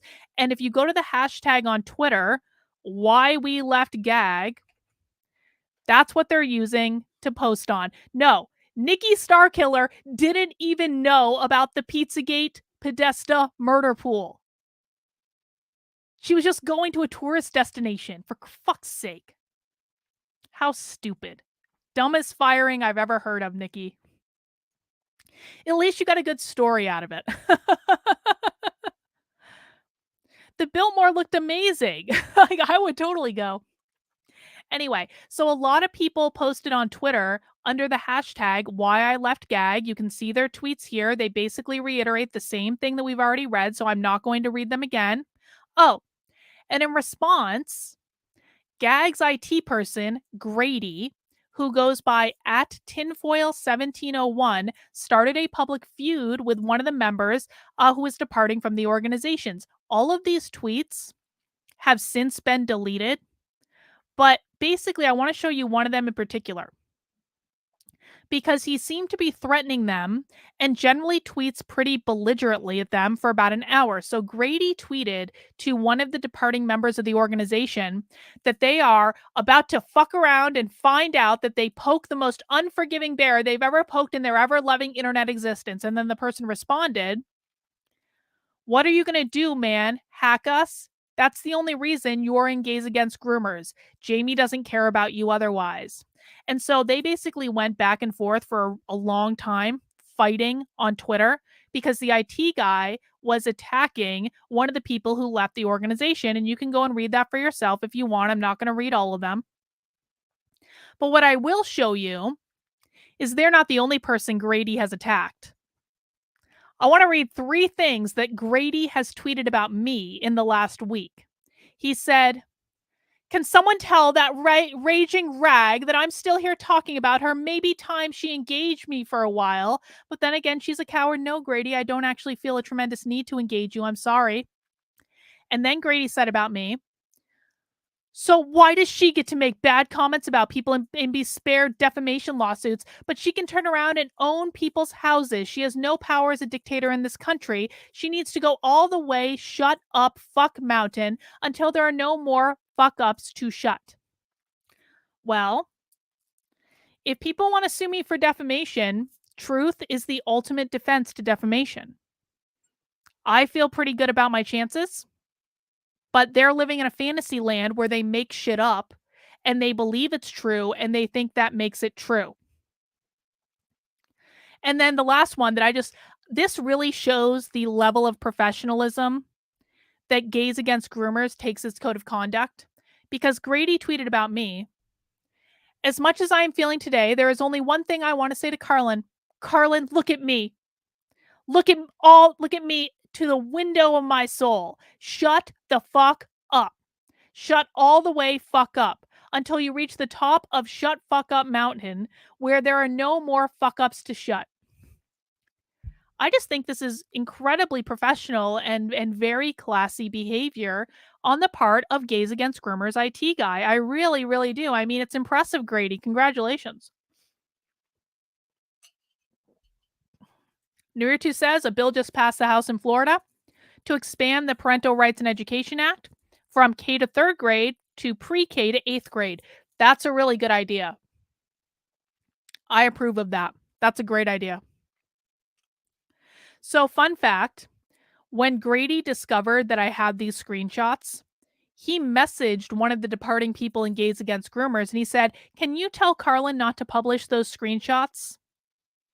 And, I might have been inclined to not do it, except that Grady had been shit talking me on the internet at exactly the same time that he was begging someone to ask me to not publish the screenshots. So, Grady, you just didn't provide me much incentive. That's all I'm going to say. Former members are starting a new organization. After speaking with 7 whistleblowers over the past 48 hours, a question I'm left with is this: what has Gays Against Groomers actually accomplished? And by the way, I want them to be successful. I want them to accomplish stuff. They've given some school board speeches, done some viral videos, which is great. But what tangible progress have they made to stop grooming? What groomers have they exposed directly? What bills have they gotten passed? How many families of detransitioners have they helped? I'm not the only one asking these questions. Those leaving the organization don't seem to believe it's a worthwhile exercise and are coordinating with each other to set up an organization that will be more solution focused. And I have examples of tweets here. You guys are welcome to go and read them. Let's watch a couple of videos. This one was posted by Deb. I think I have it set up to watch the video. Oh, actually, I might not. Hang on. I go is home, every town and every road, every song I've ever known, carried in my... Hang on. Oh, sorry. Let me make it smaller so you guys can actually see. That was also really loud. Okay, hang on. So this was Deb's parting message. bones. I feel like... Hang on, I'm gonna turn the sound down because is that like really loud for you guys? Because it's really fucking loud for me.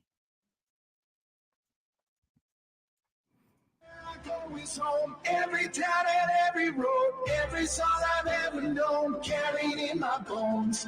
I feel like a lightning strike every time I rock the mic. You can join me if you like, or I'll go on my own. I'm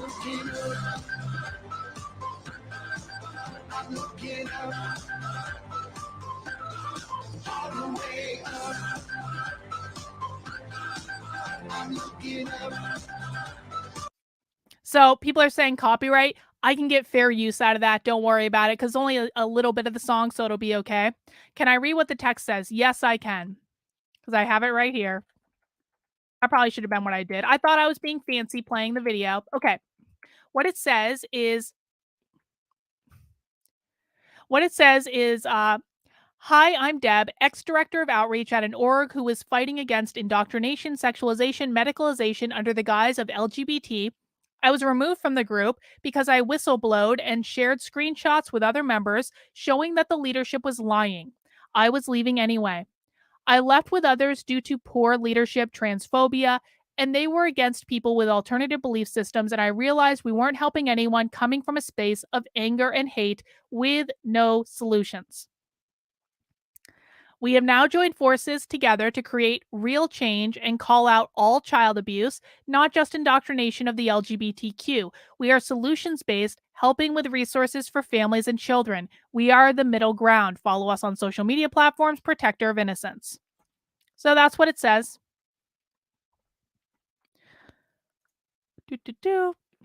And then this one from another member, since it seemed to go better reading it, I'll just read it, but this is another kind of dancey TikTok video. She said, I joined an organization 9 months ago. It is based on LGBT people fighting against medicalization, indoctrination, and sexualization of children under the guise of LGBT. I thought I was doing the right thing with the right group. But the corruption on top of the chain, mistreatment of members, especially our trans members, no conflict resolution, no accountability, along with realizing we aren't really helping anyone. So I walked, and so did many others, and we're starting a solution-based movement covering all aspects of child abuse. Find us at Protectors of Innocence. And then we get to the Monday morning massacre. So I spoke with 7 members from Gays Against Groomers on March 12th, hearing their side of the story and looking through all their evidence, and began working on this article. Now, I've had a few run-ins with Jaimee, particularly her refusal to enforce her own organization's code of conduct policy against one of their ambassadors who has been openly and publicly harassing me for years. More on that in a minute. Many of you know who I'm talking about. In this example, he's smearing me with the specific intent of getting people to pay his moving expenses. So basically, and you'll see this in the next article, I asked Gays Against Groomers, I said, can you please just get Mike Harlow to shut the fuck up? Because if you don't get him to shut the fuck up, I am going to start tagging you every time I post about his bullshit. And at first, Gays Against Groomers were like, yeah, we'll talk to him because we don't think this is appropriate and we have a code of conduct. And I was like, this is great.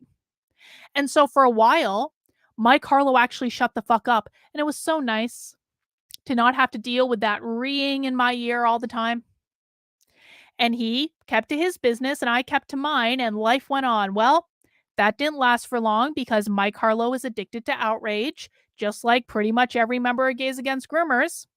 And he started in on it again. And I reached out to Jaimee and I said, Jaimee, can you please do something? And she did to me what she had basically done to all of her members, which is to say, fuck you, no, in so many words.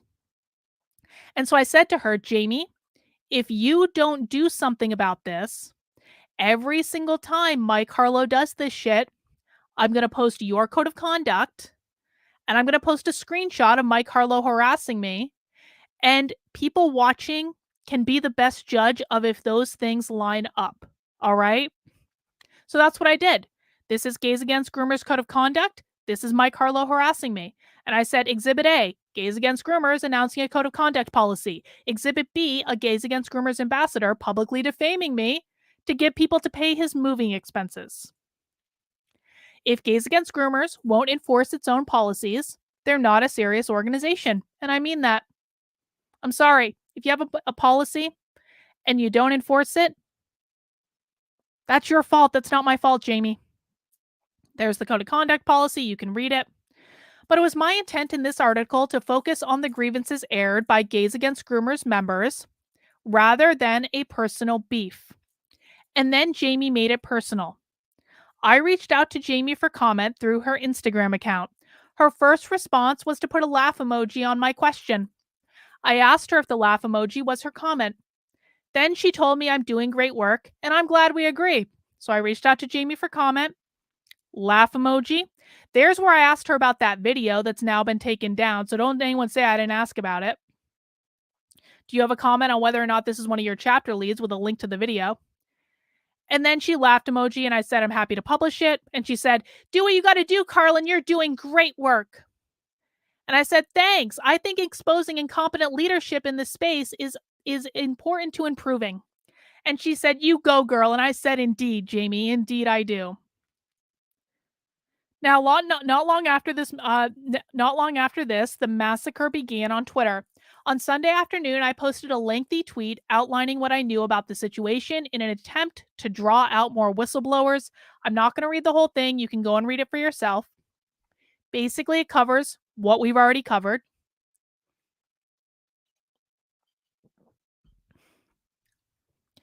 This was Jaimee's very first reply to this article, okay?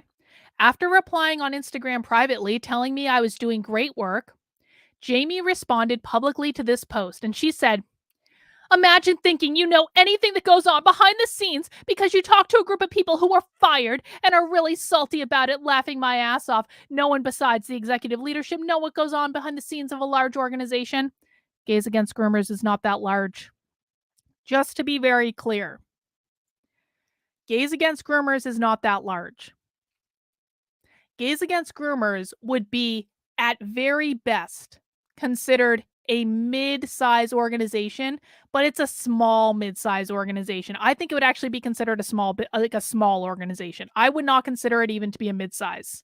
So they're not that big. I'm sorry, Jaimee, you're not.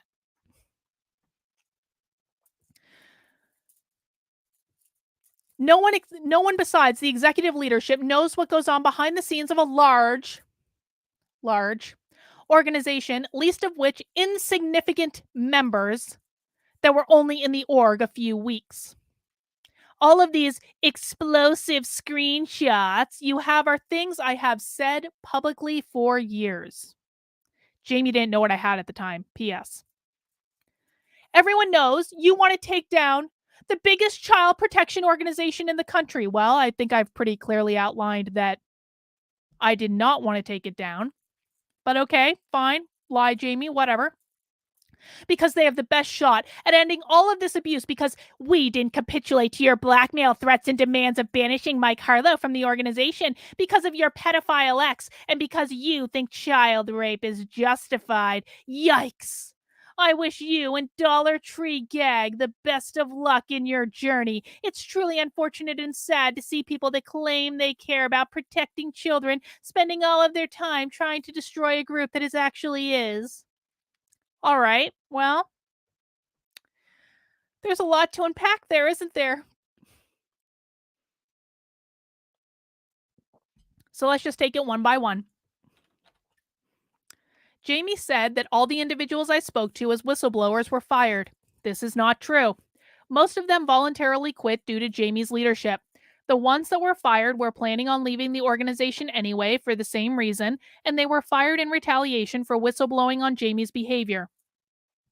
It seems Jaimee is proactively trying to smear her members without even knowing exactly who I've spoken to. Jaimee said she'd said everything. This is an important point. Jaimee said that she'd said everything in the screenshots in this article for years. If that's true, then she wouldn't mind the articles being released. If Jaimee really didn't care about any of these screenshots being released, then there wouldn't be 2 full days of Twitter temper tantrums and nonsense and foolishness over something that Jaimee doesn't care about. Because if Jaimee really didn't care about any of this, she would have been focusing on something else. That's how that works, Jaimee. If you don't care about something, you don't focus attention on it. One of the most offensive things in this post is that Jaimee calls the new organization the departing members are starting Dollar Tree Gag, asserting that they are doing a cheap knockoff of the best anti-grooming organization in the world. To that, I have the following questions for Jaimee. If Jaimee's priority is really about fighting grooming, and fighting grooming is the thing that Jaimee cares about more than anything else in the world, why doesn't Jaimee want more anti-grooming organizations in the world? Why does Jaimee believe she is the only person allowed to have an anti-grooming organization in the world? Isn't more people fighting grooming better than less people fighting grooming? Why would she wish anything less than a ton of success on the people who at some point she considered very competent, or she wouldn't have brought them into the organization in the first place, at fighting grooming? And does Jaimee really want this organization to succeed? If she does, then why would she call them Dollar Tree Gag? Again, I said this at the beginning, but I'll say it again. I think that more organizations fighting grooming are good. Does Jaimee think that more organizations fighting grooming are good? Or is it just the case that Jaimee wants to be the founder and CEO of the only organization fighting grooming, which, by the way, she's not. There are other organizations doing this too. But it seems to me that if you actually believed in fighting grooming, you would want more people doing that, not less. Pretty basic.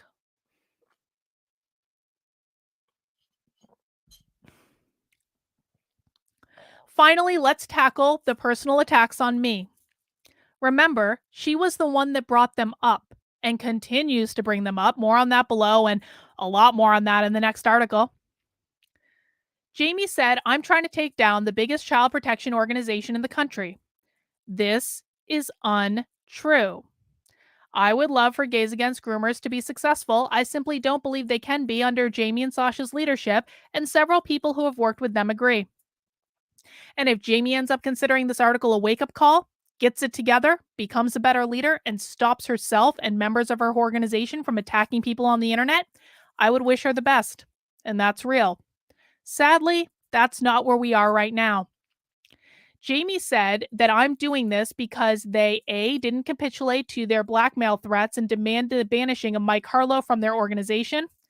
Well, no, that's not true, because all I asked was for Mike Harlow to shut the fuck up. I didn't care if they fired him or not. All I asked is that he shut the fuck up about me and not talk about me. That's it. And follow their own code of conduct. Because of my pedophile ex, my ex isn't a pedophile. And because I think child rape is justified, well, I don't. So, none of these things are true. This is a smear campaign that Jaimee is making up. And we're going to talk about each of them just briefly. I'm not going to spend a lot of time on it. I've spent time on it before. But this is a smear campaign, guys. It's been a smear campaign for 2 years. Many of you know this is a smear campaign, and it has come from Jaimee Michell's friends, so I shouldn't be surprised that Jaimee Michell, who, is probably definitely not a narcissist, except that she's engaging in narcissistic smear campaigns, so it gives me pause. I don't want to dig too far into these absurd allegations because they deflect from the meat of the article, which is what should be focused on: the grievances of the former members of the organization. But that's what Jaimee wants, to deflect. This is simply a smear tactic that Jaimee is employing to try to discredit me, to deflect from the rest of the things I cover in this article. Remember, narcissists engage in smear campaigns as a matter of course, and it was something I was expecting her to do. But if people would like a refresher On the years-long smear campaigns that Gays Against Groomers ambassador Mike Harlow has engaged in against me, including doxing and smearing of my college boyfriend from 20 years ago, who went to jail after he pled guilty to a crime he didn't commit because he was afraid of going to jail for the rest of his life, they can refer to the links in the article where I have painstakingly documented absolutely everything. My ex was never a pedophile, and I refuse to apologize for sticking by a friend through prison simply because Jaimee wishes to engage in an unethical smear campaign to avoid accountability for her lack of leadership. I won't do it.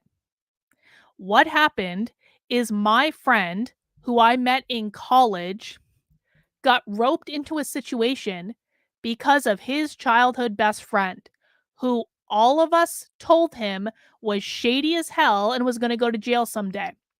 I was never involved with his childhood best friend because he was shady as hell and he was going to go to jail someday. But my friend didn't want to turn his back on his childhood best friend, and so he kept in touch with him. That led to him getting roped in to his friend doing shady bullshit, and it led to him going to prison for a crime he didn't commit. Now, I have heard allegations today that people are saying there's video of my friend with kids. I'm going to tell you what's on that video. That video was a video of my friend visiting his childhood best friend in Florida, where his childhood best friend was living with his wife and the wife's 14-year-old son, who was his childhood best friend stepson, because his childhood best friend married the kid's mother. And my friend went to visit them in Florida. There is video of my friend hanging out with his friend and that kid at the mall. They went to a PacSun. They bought some jeans. There is also a video of my friend hanging out with his best friend and that kid at the beach. I think they rented a jet ski, if recollection serves. I haven't seen these videos in 15, 20 years. But that's what's on the video. There is no nudity on the video. There's no touching on the video. There's no talk of sex on the video. There's no nothing inappropriate on the video. It was my friend hanging out with his childhood best friend on a vacation where his childhood best friend dragged along the stepson to go to the mall and go to the beach. And so if anyone wants to provide me with any video that proves my friend was doing anything with kids at all, if you can come up with that video, then I will denounce him. No problem. If he ever actually did anything with kids and you can provide me with real evidence of that, not fake internet conspiracy theory bullshit,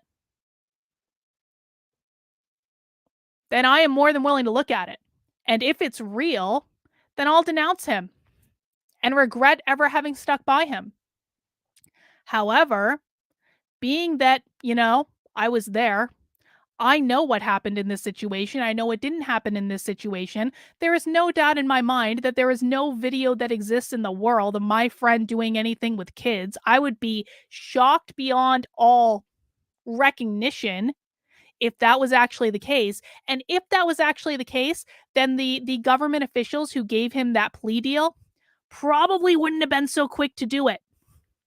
If that video actually existed and the government had video of my friend doing something with a kid, I'm going to guarantee you he would not have gotten the plea deal that he did, which was an extremely specific plea deal that was actually really unique and doesn't happen all that much.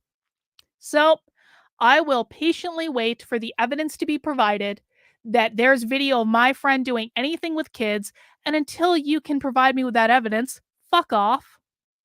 Because I didn't do anything wrong. I'm not going to say I did anything wrong. And if the worst thing that you assholes ever find to smear me with is I stuck by a friend who went to jail for a crime I completely 100% believe he did not commit, if that's the worst you can say about me, I was loyal to a friend, I'm willing to take the hit. And people can believe whatever they like. It is my experience that when people want to be outraged about something, they'll believe whatever answer is fed to them to be outraged. But I'm not playing into this bullshit. Exactly, Reagan. They can't dig up the evidence, or else they would have by now, and that video would have been all over Twitter, and we all damn well know it. Because they don't have the evidence. Now, of course, the accusation that I think child rape is justified is equally absurd.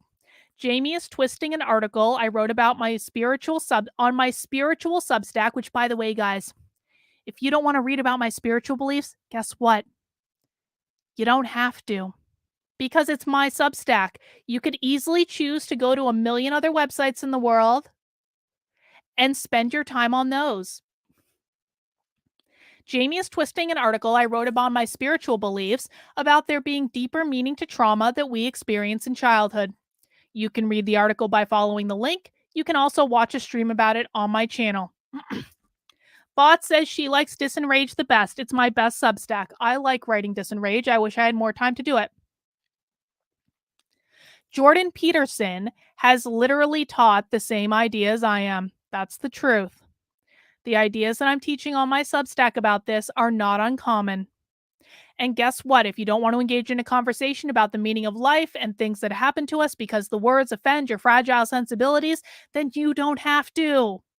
But words are not violence, and I refuse to apologize or avoid addressing more unorthodox topics that I enjoy just because Jaimee hates people who have alternative spiritual belief systems. If you don't like it, guys, don't read it. No one is forcing anyone to read it. But if you're hate reading something because you're looking for a reason to hate me and to smear me on Twitter, then you only have yourself to blame when you get upset. But I'm not going to get upset because you are proactively looking for a reason to be outraged.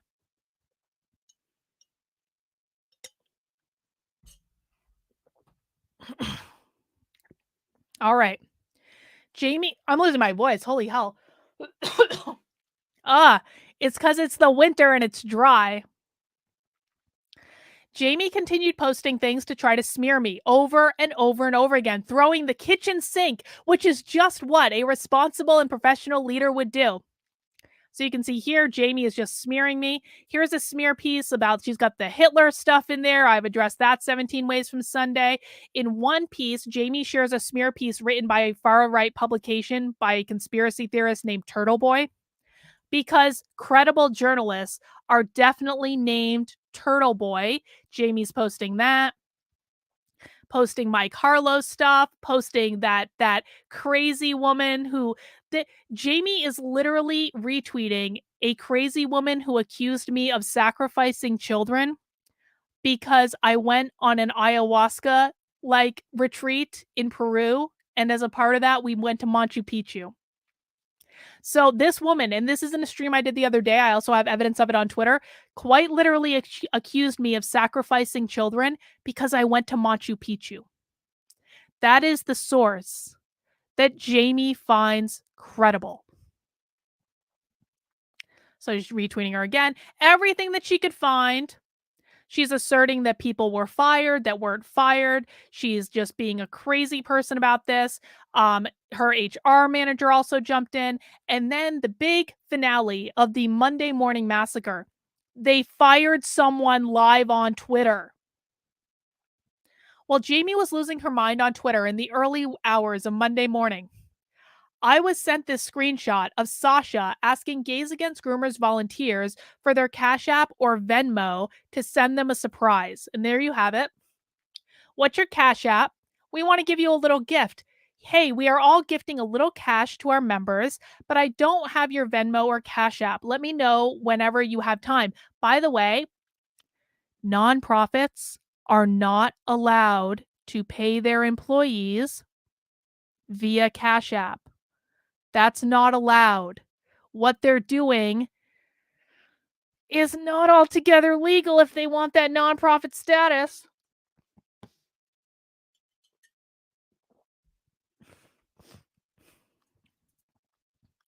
But what was the money for? None of the members seemed to know. It almost seemed like they were sending a little bribe to their members for no good reason. This is what one of the departing members told me. Their claim that they give bonuses from time to time is BS, by the way. I've never even gotten any payment from them, and I've been here since it basically started. If they've been paying people, we never knew about it. The only thing they do is reimburse for merch, which had a $100 limit. I bought 2 shirts, one of which I designed that's still in their store, and never got any money back. I'm in another country as well, and Jaimee would complain about the fees. There's no longer any options to buy merch unless you're in America.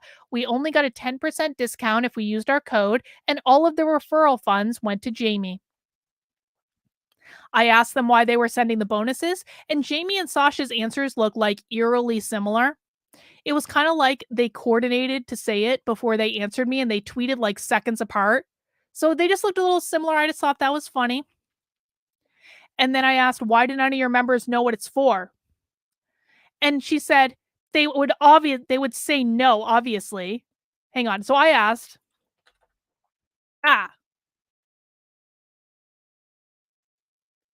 why do none of your members know what this is for? How often have you given bonuses? If I asked my half dozen whistleblowers if they ever received a bonus, would they say yes? And she said they would say no, obviously. Well, it was obvious because they never gave them bonuses. This was the first time, and it just happened to occur at the same time as I'm writing this article. I'm sure it was just a coincidence. Nothing to see here. Aren't you smart enough to know that when someone is mad or upset over being fired, they will say whatever they want? Aren't you a journalist? I mean, it's my experience that when people are fired from volunteer positions, they tend actually not to be quite as mad as when they're fired from organizations that are paying them. So I haven't talked to anyone who I thought was overtly mad, if I'm honest about it. Disappointed? Yeah, but not mad. Yes, insults to people's intelligence are a completely professional thing for an HR manager to do. But here's the mistake I made. When I posted the screenshots of Sasha's message asking for Venmo or Cash App to Twitter, I didn't edit the time codes. That was a mistake I'll never make again. At the time, I kicked myself for not paying attention to detail. As soon as I posted it, we realized that they could figure out who the whistleblower was via the timestamp on the message. I quickly deleted it, but it was too late. And Jaimee pounced like a dog that had just seen a bone. Jaimee was like, why'd you delete the tweet, Carolyn? Why'd you delete the tweet? Why'd you delete the tweet? Why'd you delete the tweet? Why'd you delete the tweet? Well, I deleted it because I didn't want them to realize that they could use the time codes from the tweet to figure out who the whistleblower was. That was why, Jaimee. It was not that I didn't have correct information. I had correct information. The problem was I didn't want you knowing who the whistleblower was, and it didn't occur to me that you were conniving enough to use the time codes in the message to figure out precisely who sent what message when to suss out who your whistleblower was. So no, Jaimee, there was no there about you had incorrect information, Carolyn. What they didn't realize is what they were doing was proving they were the people that their former members said they were. They were proving they were people who would plot a sneaky, underhanded tactic against their own members. You see, Jaimee and Sasha had laid a trap. They were so worried about who was speaking to me that they used time codes to identify a person they believed was my whistleblower to fire them. They dispatched the organization's executive director, Frank, to fire this member at 1 a.m. And she went out with a bang. And so this is Frank's message to Red Pill Rage, who's fucking awesome. Red Pill Rage is like the best. She's going to come on the channel at some point. I've known this woman for years. She is like honestly one of the best people. I just love her to death. She's such good energy. Anyway, her real name is Jenny. And Frank says, "Hi, Jenny. I hope all is well. As I'm sure you're aware, you leaked private conversations about our member bonuses to the public. While this is a positive thing to have gotten out to the public, I mean, it is kind of funny that they're upset that this got leaked, isn't it? Well, this is a positive thing to have gotten out to the public. We cannot allow any member to leak internal information to the public. With that being said, the organization had zero say in the matter, as your actions leave none of us a choice but to remove you from the organization. We wish you well in your future endeavors. Again, this is a volunteer position. It's not a real job. They're firing people from volunteer positions, and they're acting like they're firing them from real jobs. Jenny responded, she said, "Since you want to act like feds, I'll treat you like feds." And that's exactly what I did. You people pushed and pushed and pushed for recruitment week to collect a bunch of data on God knows how many people, and then turn around and do nothing with it.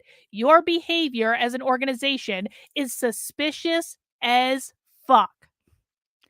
And then Jaimee announced that they had fired this person on Twitter around 3 a.m. I was live on a stream when it happened. And she said that it was all my fault that they fired a person on Twitter. You can feel her gleeful spite wafting off the tweet. Perhaps she even got a little turned on by it. The lesbians do love me after all. Look what she said. "Carlin, you said that whistleblowers," which she's putting in quotes, "can come to you and remain anonymous.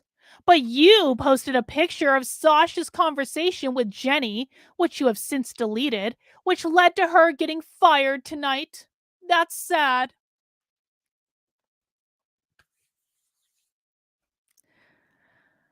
Do you know what the very best leaders of the biggest and best anti-grooming organizations do?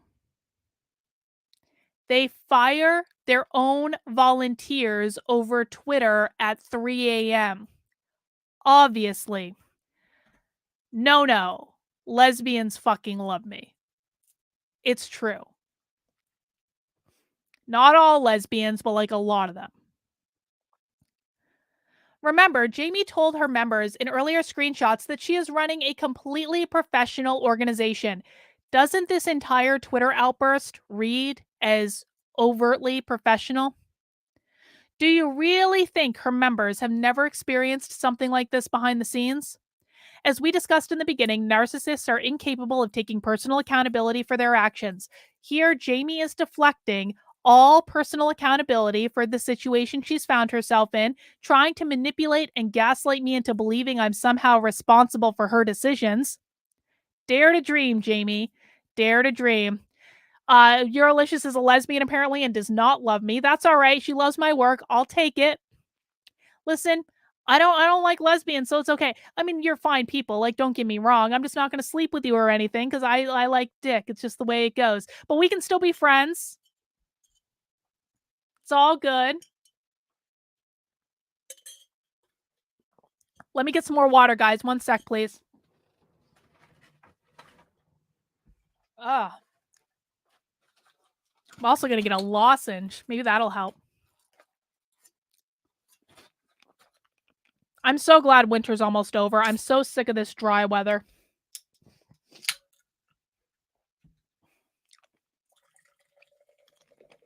But it is a good excuse to drink a lot of water, which we all need to do if we're adults.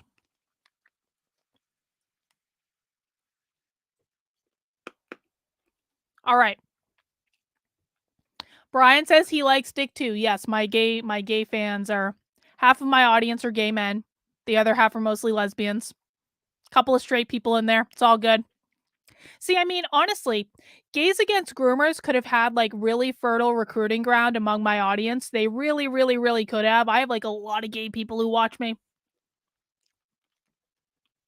All right. So when we last stopped, Jaimee had accused me of being responsible for her making the decision to fire someone on Twitter publicly at 3 a.m. Now, Jaimee, I'm sorry, but I am not responsible for your shitty leadership. I am not responsible for your decisions. You are responsible for your decisions. It is not my fault that your team members hated your leadership so much that they all left your organization in dramatic fashion and came running to someone like me. You need to look in the mirror and have a conversation with yourself over that.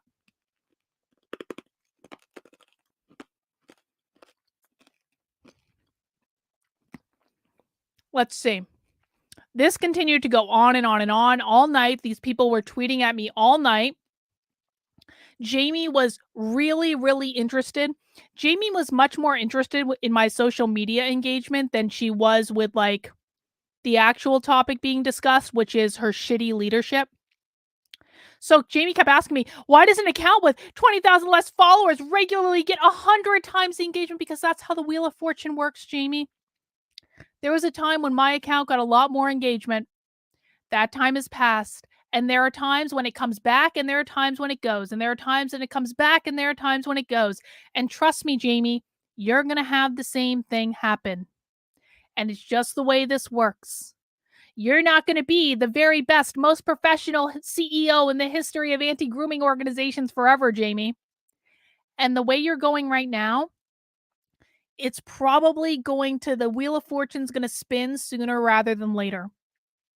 And I'll tell you what, you are going, because you haven't validated yourself, when some bitch comes to you in a year, 2 years, and they're like, why don't you have more likes on those tweets?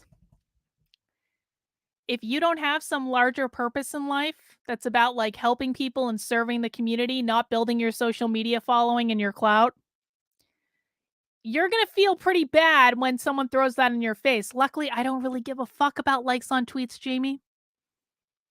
I don't care. I care about people reading my work. I care about people reading my Substack. I care about people doing things in the real world. I care about teaching people. If I can only teach a couple of people, I'm still teaching people and I'm still doing stuff in the world. When you measure your success by how many social media followers you have, you are just setting yourself up for disappointment down the road, because the Wheel of Fortune is always turning. And someday it'll be someone else's turn, and then another turn after that, and then another turn after that, and then another turn after that. Sasha also took particular interest. So you guys notice one of the themes is that Sasha and Jaimee love to mock me for calling myself a journalist, which I've only recently started doing. I've said I've performed acts of journalism for years, which is true. But I've kind of started recently embracing the whole journalism thing. Okay, fine. If real journalists don't want to do journalism, I will damn well do it for them. But Sasha and Jaimee don't really seem to like the fact that I'm doing journalism at all. Now, and they even sent their allies to attack me. They were like, Gays Against Groomers is under attack by fake news people claiming to be journalists. Well, here are some of my recent stories that you can read on my Substack, carlin.substack.com. I exposed autistic sex education, a story no one else has covered. I told you about elementary schools in Colorado and New York where teachers and administrators were secretly transitioning students. I showed you groomer trainings happening in schools in Burlington, Vermont. I brought you inside the Transgender Training Institute, and I've recently written a 3-part and possibly more series on the Michigan Department of Education training teachers to groom students, and may still have more parts to come. All of these stories have to do with grooming, and is just the tip of the iceberg about what I've covered in recent years. So given all of that, given the coverage and the journalism that any single person can find on Carlin, KARLYN.substack.com, I have the following questions for Jaimee and Sasha. Do Sasha and Jaimee believe that exposing grooming in schools is a positive thing? Isn't Gays Against Groomers supposed to be against grooming? If yes, then why on earth would 2 members of the board of the organization publicly ridicule a person producing journalism exposing grooming? This is one of the most mind-boggling things to me. I have written article after article after article after article after article of original journalism that you will not read anywhere else except if someone is covering my work, which absolutely does happen, where I've been exposing groomings in school all over the country. I have exposed teacher training. I've exposed classroom curriculum. I've taught parents how to find this stuff. I have brought people inside secret webinars that they would not have gotten access to otherwise. If Jaimee and Sasha really care about fighting grooming more than anything else in the world, and definitely more than just building a social media following, then why on earth would they publicly ridicule a person that's doing original journalism repeatedly, consistently over the course of 2 effing years? Why would they publicly ridicule a person doing journalism exposing grooming? That to me doesn't indicate to me that their highest priority is fighting grooming.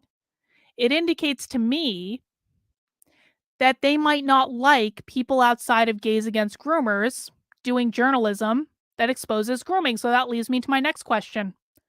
Would Jaimee and Sasha prefer that I did not do journalism to expose grooming? I'm serious. If Jaimee and Sasha had a choice, do they want me doing journalism exposing grooming? Or do they not want me doing journalism exposing grooming? Does Jaimee have similar examples of original journalism her organization has produced to expose grooming in schools? Do they believe that Gays Against Groomers is the only organization that should do that? And if so, then what journalism have they done lately? I would love to see it. Why would Jaimee get people who have obviously never read my work exposing grooming to attack it? Will that help end grooming? It is especially bizarre to me that Jaimee is spinning up a cancel mob on Twitter to get her followers, who are supposed to care about ending grooming, to attack a person who is quite literally doing original journalism around this topic. Am I not allowed to do this? I mean, seriously. Am I not supposed to do this? Is it against Gays Against Groomer policy for people outside of Gays Against Groomers to do anti-groomer journalism? I mean, that doesn't seem productive to me, but who knows? Sasha also threatened to write an article about me. I suppose we'll see what she comes up with. But based on the smear campaign they're already running against me, I can't imagine I'll read anything original, but who knows? Who knows? So Sasha is asking questions for her article because she again is threatening to do journalism. Well, Sasha, I wish you the very best of luck. I'm sure, Sasha, you will have as much luck with your journalism as you do with it as being an HR manager. I'm sure it'll go just great. Nothing to see here, you know? And then I did a stream, and you guys can watch that there. And Jaimee reacted to the stream with her usual level of professionalism. Jaimee and Sasha, they said they were oh so terrified. And then Jaimee just kept tweeting, and she kept smearing, etc., etc. And Sasha kept saying, "Is it dropped yet? Is the article dropped yet?" What a professional HR manager does right there. So I also put Deb's statement in the article about why she left Gays Against Groomers. You guys can go ahead and read that. And that, at long last, 2.5 hours into the stream, is the end of the first article, because that is how long the effing article is. But there's more. Hang on a second. Now, I just want to do a quick pause. Does anyone have questions about things that we have covered in this article so far? That was a lot. That was a lot.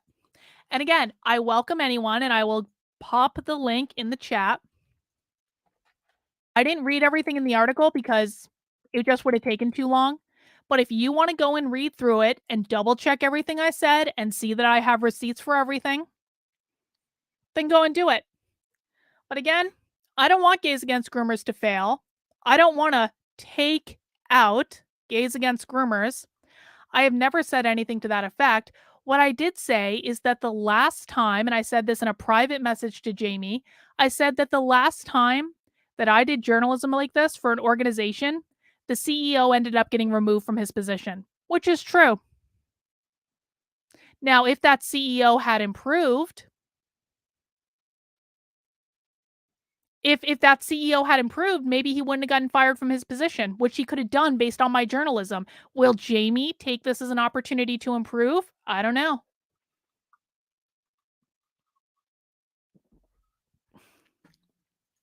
Sasha wasn't fired. That was a rumor that bots started in the chat. It wasn't Sasha, it was Jenny. Sasha is a member of the board. So sadly, she was not fired and probably never will be. Brooklyn says they're also vapid. Her spell checking you is pretty funny. Like, I don't fucking have a typo in like every tweet that I send. Seems like these people do not even actually exist outside of Twitter. An obvious grift. That is so true. Man, people have got to get off Twitter. Twitter is making people insane. All right, guys. So that was the first article. Now let's go. Where is it? All right. Let me get to the next article. And this I put up today. Against Groomers Meltdown Part 2. Founder Jaimee Michell and Gag Leadership respond to reporting on whistleblowers and seems to be becoming even more unhinged. Jaimee is out for blood on Twitter. And Jaimee, just so you know, I'm just going to keep documenting your tweets, girl. We're going to play the fun way. I'm just going to keep screenshotting your tweets, adding them to the article, screenshotting your tweets, adding them to the article. I might add commentary if I need to explain what you're actually saying. But I'm more than happy to play this game, Jaimee. I've been playing it for 2 years with your friends. Which, this is a great idea, Jennifer. Can we call her Jaimee? Jaimee. I got to get myself used to saying that. Jaimee Michell. We're not going to read all of it. I'm going to read some of it. It's not as, okay. The second one is not as labor intensive as the first one. The second one is mostly screenshots. There's not a lot to read. Don't worry about it. I'm going to survive. We're going to do nothing remotely controversial in a bit. Jaimee has been going off on Twitter all fucking day. So let's see what happened. Last night, I, along with some of the Against Groomers whistleblowers who spoke to me to produce this reporting regarding the dysfunction within the organization, sat and watched in wonder as GAG founder Jaimee Michell and treasurer/HR manager Sasha Lee responded to the piece. For the whistleblowers, Jaimee's and Sasha's response confirmed that they made exactly the right decision. Yes, Jaimee did call me a retard on Twitter. Now, I've been known to throw out the R word, but I usually do it more so in jest. I don't seriously call anyone that. Jaimee called me a retard on Twitter. I have a screenshot for it. Since the article hit the internet, Jaimee in particular has become completely unhinged and is engaging in targeted harassment/smear campaign against me to deflect from every accusation I've made against her in the article. I'll show you the evidence in this follow-up, but that's not all. There will also be a part 3 of the series dropping today. I thought it would drop today. It might be dropping tomorrow. I've got other shit to do, and I'm still thinking about it. So it may drop tomorrow, just to prepare everyone. With a brand new set of whistleblower documents that I just received. I promise you won't want to miss it. But first, let's talk about the smear campaign. In my first article, I shared that every whistleblower I spoke to believes Jaimee's a narcissist, etc., etc. I then talked about, just slightly, a little bit of H.G. Tudor's book. H.G. Tudor actually wrote a book called Smeared that is all about narcissistic smear campaigns. And it's fascinating. All of his work is fascinating. I strongly recommend it. Milo says, gotta be honest, starting something called Against Groomers sounds like a great way to raise and just take money from the right without actually doing any work. I'm not suggesting that's what happens, that's what's happening here, Milo, but, you know, I don't think you're wrong about that. I'm not saying that's what's happening here. I'm sure they're doing productive things that we don't know about, but like, I'm sure that Against Groomers is the greatest anti-grooming organization that has ever existed in the history of the world, ever.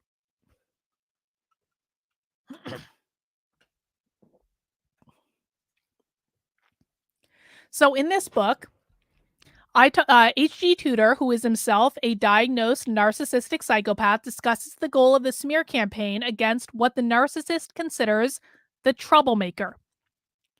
We're saddled with this particular person. They have reservations about us. They're not warm to us, or they may even have an inkling about what we are. There are various degrees of this, but ultimately they will not embrace our seduction and fall in with the spell we cast over you and yours. Thus, they are marked as a troublemaker.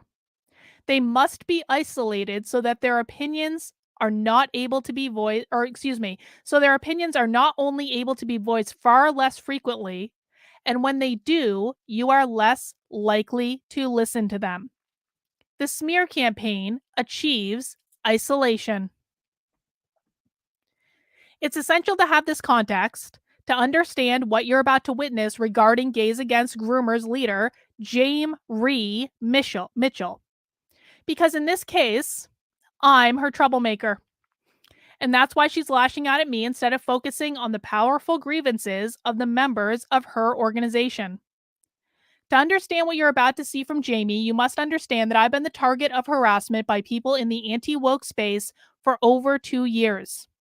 And the same people who have been harassing me are involved with Gays Against Groomers, which means they are friends with Jaimee Michell. That means that Jaimee is promoting her smear campaigns against me. Excuse me. Let me read that again. I've read a lot today. I'm starting to go a little loopy.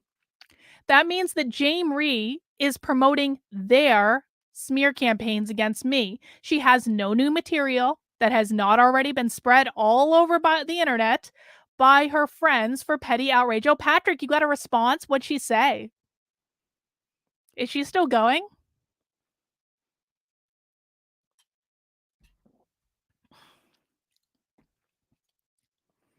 The last time a group announced they would target me for a cancel mob, I wrote this piece explaining the smears they would be using. The same piece applies in the case of Jaimee. And I wrote this for Defango when the whole Eliza Blue thing was happening, because Defango overtly said on Twitter he was going to attack me with a cancel mob. And so I was like, fuck it. If you're going to attack me with a cancel mob, here are the smears they're going to use. In particular, you'll hear a lot about this accusation today, that I dated/married a pedophile, which is not true. But remember, a woke cancel mob doesn't like, god dang. But remember, a woke cancel mob like the one that Jaimee is currently trying to spin up doesn't care about the truth. They only care about the smear. Here's what actually happened. And this is a screenshot from this article. You can go read the whole thing. You dated/married a pedophile. I dated a man in college 20 years ago that later pled guilty to a crime he didn't commit because he was afraid of going to prison for the rest of his life if he didn't. The real culprit was his childhood best friend, whom he foolishly didn't disavow when we all warned him to. I stood by my friend through 8.5 years in prison. We were not in a relationship while he was in prison, but we played and bantered with each other just to pass the time. I also liked freaking out my friends and family with my quote-unquote prison boy, because, I've been known to do stuff like that. I was dating other people the entire time he was in prison and ultimately met, dated, and married my husband while he was in prison, who has never been convicted of any crime. This was spread all over the internet as part of a smear campaign. You can see the documentation on the links, and I've linked those in the articles if you want to read more closely. And again, for people who are worried that people are saying, there's video of her friend with a kid. They were shopping at the mall, and it was his best friend's stepson. That's what the video was. There was no sex in the video. There was no nudity in the video. There was no touching in the video. There was no inappropriate anything. They went and bought a pair of jeans at the mall where everyone was fully clothed. And then they went to the beach and rented a jet ski. And that was what was in the video. And if anyone wants to make any claims of any sort of impropriety, then they need to provide evidence because I'm not pandering to this bullshit any longer. And no, I will not apologize. Never apologize to a cancel mob, and never apologize when you did nothing wrong.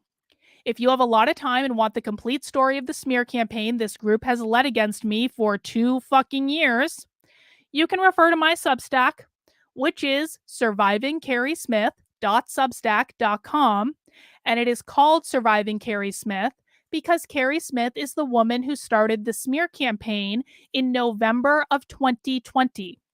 Carrie Smith is best friends with Mike Harlow. Mike Harlow is currently an ambassador for Gays Against Groomers, and they let Mike Harlow indiscriminately break their code of conduct all over the internet because he's such a valuable force of Gays Against Groomers. He's so valuable that they don't even think he's doing anything, and yeah, I have evidence of that. But that's how this works. And now because Jaimee knows Mike Harlow, Jaimee is pulling from the same smear campaign that Carrie Smith started spinning up in November of 2020. It's the same people. It's the same group. They're all pulling from the same material. They have nothing else to do with their sad, sad, sad, pathetic lives. And you're going to see that in the course of this article. With that out of the way, let's see what happened. Back in December, Gays Against Groomers released a code of conduct policy regarding member activity on social media. I showed you that earlier. I'm sure we won't see any leadership in the organization breaking that code of conduct today. In this section, I'm going to show you screenshots of everything that Jaimee, Sasha, and other Gays Against Groomers leadership have said in the last 15 hours or so, and allow you to decide for yourself what you think of their behavior and their professionalism. Remember, Jaimee is the founder, Sasha's the HR manager, blah, blah, blah. And remember, Jaimee told her member, Gays Against Groomers is a professional nonprofit organization of which I'm president. Oh, Carrie's in the replies? Of course Carrie is. Guys, we're going to get another chapter of Surviving Carrie Smith out of this. I was kind of hoping that would be the case. Carrie's been so quiet about me lately, but Carrie just can't resist. Anytime someone is hating on me, it's like a bullhorn that goes, it's like, boo! And Carrie's like, someone hates Carlin? I hate Carlin too. I have to go talk to them about how I hate Carlin. It's going to be great. Ugh. That's not going to get written today. I have so much other shit I need to do this week that has nothing to do with this bullshit, but we'll do it eventually. Now I'll allow you to be the judge of the professionalism displayed in their public responses. Before the article was even released, the executive director of Gays Against Groomers released a statement saying that the people who spoke to me are against the fight to end sexualization, indoctrination, and medicalization of children. This is absurd. Look at this. Multiple members have shown they are against the fight to end the sexualization, indoctrination, and medicalization of your children. They're trying to smear every single whistleblower who talked to me by saying they're all trying to take us down. They all want to groom kids. They all want to sexualize kids. They all want to medicalize kids. We're the only people in the world who don't want this to happen. Anyone who questions us is trying to just take us out. Does that seem a little hysterical to anyone else? You can read his full statement on there. This is Jaimee's first response to the article.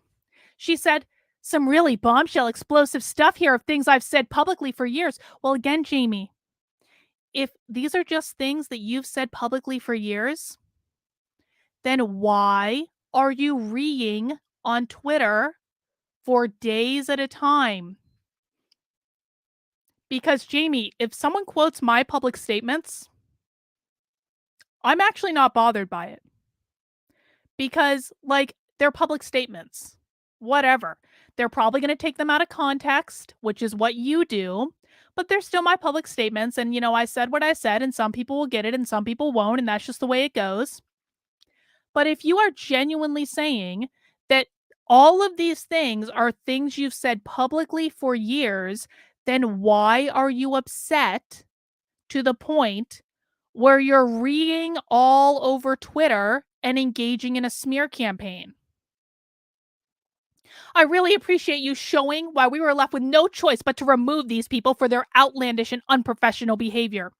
Rule number 1 of our code of conduct. And you're welcome for any extra views on this masterpiece. Well, thanks, Jaimee. I mean, the article is actually getting a fair number of views, so I really do appreciate the retweet. That's pretty great. Remember this tweet of mine, it stayed at 4 solid likes. Or excuse me, without this tweet of mine, it would stay at 4 solid likes, but I had to share it because it's so helpful. Again, Jaimee is obsessed with my social media engagement. I'm sorry, Jaimee. Substack is my home base. I look for the amount of views I'm getting on Substack. I look for the amount of new paid subscribers I'm getting on Substack. That is really my only metric for success right now. It's not Twitter likes. I know that's your obsession, but we are allowed to have different feelings about this. I don't care about Twitter likes. I don't care about Twitter followers. I don't care about YouTube views. I don't care about any of this. Don't get me wrong. It's all great, fine, whatever. My only metric for success right now is whether or not I'm getting new paying subscribers to my Substack. And I am pleased to tell you that yes, I am. Now imagine thinking this damages me or Gays Against Groomers in any way, laughing my ass off. Well, I'm really glad we've assessed that, Jaimee, because if you ever try to sue me for defamation, what I'm going to do is I'm going to give this tweet to my lawyer and say, Jaimee was pretty clear that this didn't hurt her or Gays Against Groomers in any way. Like she said it publicly. So, no defamation lawsuit, Jaimee. Congratulations. Now, you go back to condoning child rape and saying grooming kids for sex is a fundamental right. I've never said that, Jaimee. But nice try. And I'll go back to trying to protect them from people like you. I don't even like being around kids, Jaimee. So, I think you're going to be pretty successful protecting them from people like me because I try to avoid children at all costs.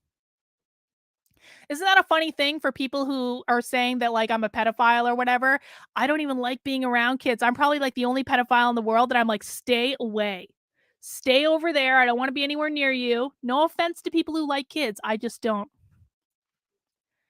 And then Jaimee launched into smear campaigns. And look at this. I'm just going to scroll through the tweets. These are all the tweets that Jaimee has sent in the past 15 hours that are smearing me. Like, who has this much time? It's very professional of her, isn't it? I really liked this one because Jaimee said she was going to bed. And then she started replying to someone who said, like, this is really embarrassing for all parties involved. And Jaimee says, didn't you know that's what Twitter is for? Haha, somewhat kidding. I promise you, no one deserves this more than her.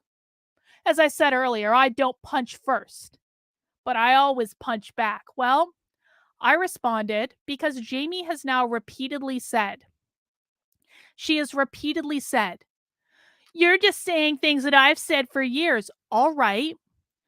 So I responded, I said, but Jaimee, you said just yesterday that you didn't care if the screenshots were released. I know because I have a screenshot of you saying it in the article.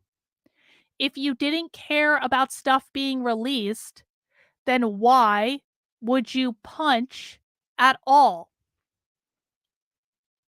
Jaimee is quite literally saying, I don't punch first, but I punch back. She's implying that I punched her. But she's also saying, I don't care if you release the screenshots, Carlin. I've been saying this stuff for years. Okay, fine. If you don't care, Jaimee, then why are you punching back? Because if you really don't care, then I didn't actually punch you, Jaimee. The only explanation for you punching back is that you care that this got released. So can we just stop with this foolishness of like, I don't care, I don't care, I don't care, I don't care, I'm laughing, I'm not crying, I'm laughing, I'm laughing. Can we just stop? Because it's weird. It's really weird, and it's easy to debunk. So to this, Jaimee responded with more smears. She just kept posting stuff. She's like, oh, this is great. Oh, check this out.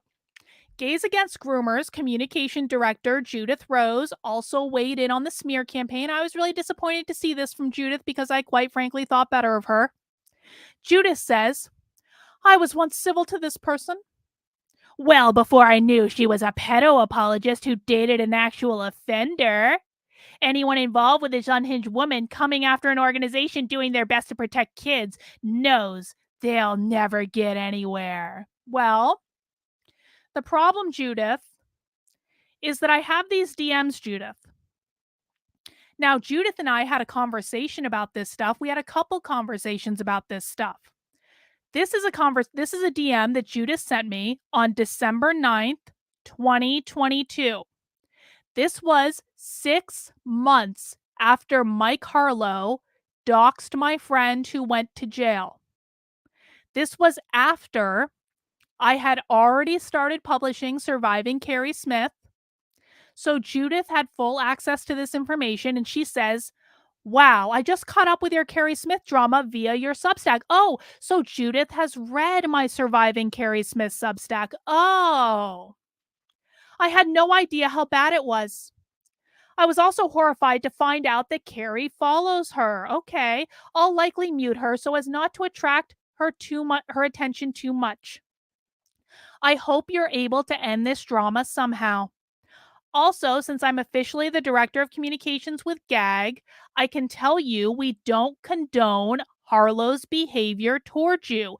Well, Judith, your behavior and Jaimee's behavior and Sasha's behavior seems to suggest otherwise. I know this was back in December and it's March now, so it's been a long time. It's been 3 months.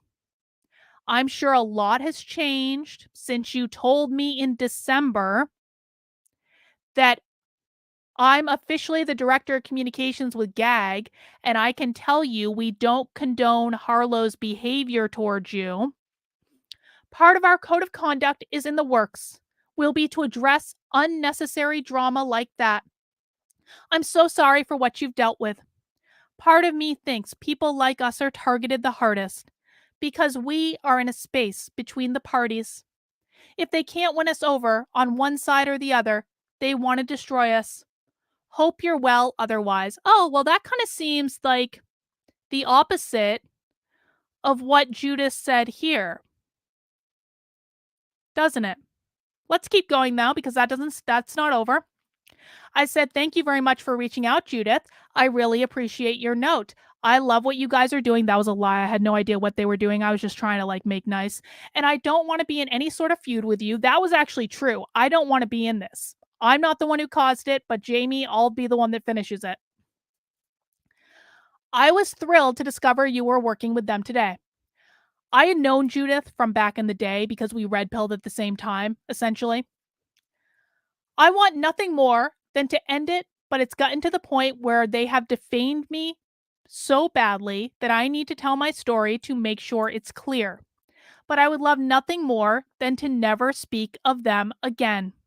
And Judith responded, I'm so sorry it's gotten out of hand. Internet drama is such a disease and it's easy to get caught up. I really wish you all the best and hope it eases with time. And then in February, on Valentine's Day, Mike Harlow posted that about me with a horrible picture of me at a very unfortunate angle. So Mike Harlow posted that publicly on Twitter in clear violation of the Gays Against Groomers Code of Conduct, which was publicly posted on Twitter for a couple months at this point. Mike Harlow, being an excellent representation of professionalism and propriety. And so I sent it to Judith per her outreach to me because she was the one who reached out to me. And I said, Judith, if this stuff doesn't stop, I'm going to start tagging Gays Against Groomers every time I talk about him again. Thanks. I'd prefer not to talk about him at all or to be talked about by him at all. But if he's going to be openly harassing me, I'm going to make sure people know What groups are supporting him? I don't think I'm being unreasonable. I'm sorry. I don't think I'm being unreasonable. And Judith responded, and this was on February 14th, 2023. So again, well after I had finished publishing Surviving Carrie Smith, except for updates. Judith told me on February 14th, 1 month ago, our entire organization is not represented by him, as I've said before. We have spoken to him on multiple occasions, and he is basically inactive in the organization. His behavior bothers me a lot too, but Jaimee hasn't had the time to deal with personally, especially since her mother passed. I would have to recommend you handle things personally between you and Mike. Take legal action if you must. I will bring him up again and see what can be done. I'm sorry. It's such an ongoing thing, but we never encourage it. Quite the opposite. And he was, as you can imagine, very offended at being called out. And then she said, I think the problem last time is he stopped responding to Jaimee.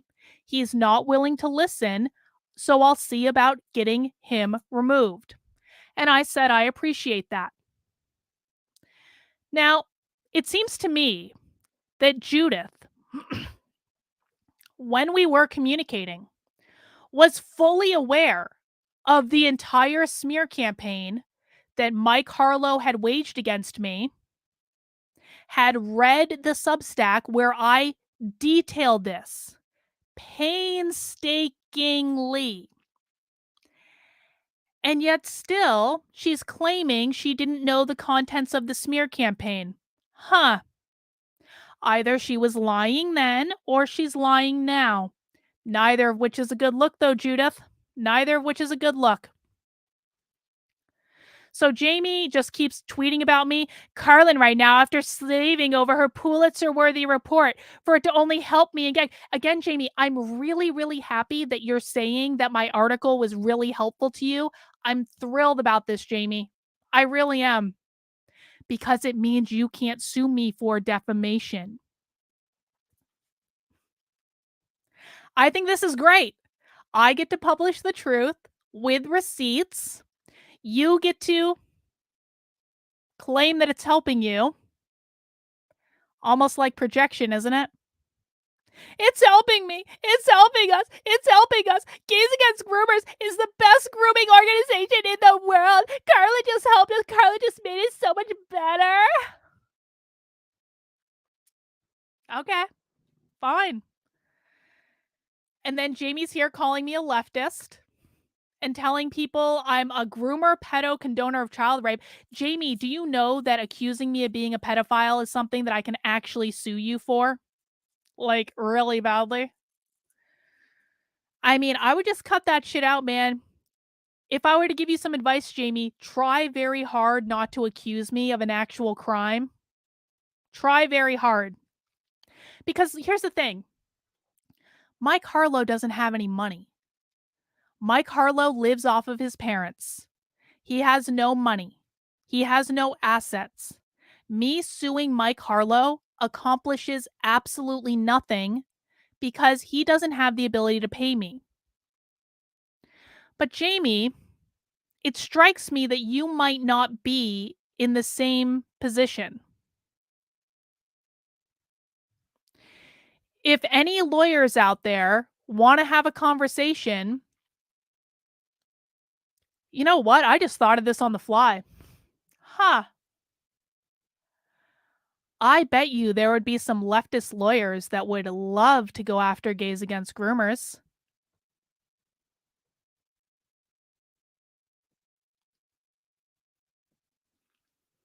I'm just going to stick that one in my back pocket. I'm not saying I'm doing anything. I don't know that I will. It'll all really depend on if Jaimee wants to just rein in the Twitter shit a little bit, I guess.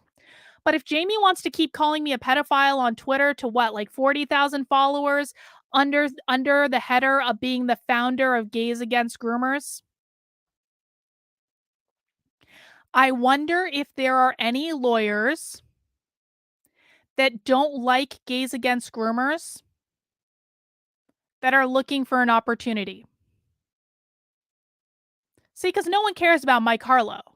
But Mike Harlow did not start the very best and most impactful anti-grooming organization in the world. So we're on a little bit of a different playing field, aren't we, Jaimee? I'm just saying, maybe not accuse me publicly of crimes. That would be pretty great. And she just keeps going and going and going and going and going and going. These are all tweets that Jaimee has sent today. All of them. I haven't even looked in the past 4 hours. All these tweets are Jaimee smearing me in response to this article, which she claims she doesn't care about. They just keep going and going. Oh, that's a new one that I hadn't seen before, where she's misquoting me. Isn't that nice of her to misquote me completely? Isn't that ethical and professional? Here's Jaimee calling me a retard. Isn't that nice? Are you genuinely retarded? Huh. No, but okay. It looks uber professional, Jaimee, founder of Gays Against Groomers. It looks extremely professional. It looks like Gays Against Groomers is such a professional organization, doesn't it? And she just keeps going. And she says that she doesn't mind any of the screenshots I'm going to release in part 3. That's awesome, Jaimee. I'm glad that we've already preemptively taken care of part 3, so you've already absolved me from any responsibility there, because I'm just releasing things that you already know about, and so it's not going to hurt you at all. You're saying it. Yeah, you're saying it publicly on Twitter. Like, I've seen the entire chat. They showed it to me themselves weeks ago. You're not releasing anything new. You got to stop embarrassing yourself like this. Well, it's really good to have that in writing, Jaimee. I very, very much appreciate that. I said, that's great to hear that you don't mind releasing it. I'll hold you to that. Excellent. And then Jaimee's HR manager, Sasha, we got to talk about this. Sasha seemed to be very confused. This is the last thing I'm going to say because I'm losing my voice. I got to go live again in an hour and a half. Sasha seemed to be very confused about the fact that I didn't want to write a more outrage-based article. She seemed to be demanding more sauce. Of course, everyone has different tastes in journalism, and my preference is to provide nuance and context and receipts and allow people to decide for themselves. Apparently, nuance and context and receipts are not Sasha's jam. Here are her responses with a bit of commentary when necessary. This was honestly one of the most confusing things to me. So Sasha says, "Wow, that was huge stuff. I don't know how we'll survive. Such a great job." Well, thank you, Sasha. I did think I did a great job. And then I said, "Should we wait for the big takedown of our org or now?" Well, Sasha, I literally say in the article that it's not a takedown of your org. So I said, "You mean that big takedown that says I want you to be successful because I actually care about stopping grooming? A better question is, why don't you want protectors of innocence to be successful if you really cared about stopping grooming?" And Sasha says, "Who's that? Who that?" In completely professional grammar. Who that? Never heard of it. I was really craving the juicy juice in this in-depth look into Gays Against Groomers. I wanted a big reveal. Oh, well. And then she says, that's another one. I think I screwed that up. Oh, here it is. And I said, hopefully, so that was it? What a great accomplishment. What happens next? The takedown. No, Sasha, I don't do that. Where are the explosive secrets? I want the dirt. I wanted so much out of this disappointment. And I said, well, hopefully you learn to act like a real HR manager. That's what happens next. And Sasha says, "Where's the sauce?" That's the sauce? Damn. What the fuck does that even mean? I mean, is that like a lesbian thing? I don't understand. We have a lesbian in the chat. Is this like a fucking lesbian thing?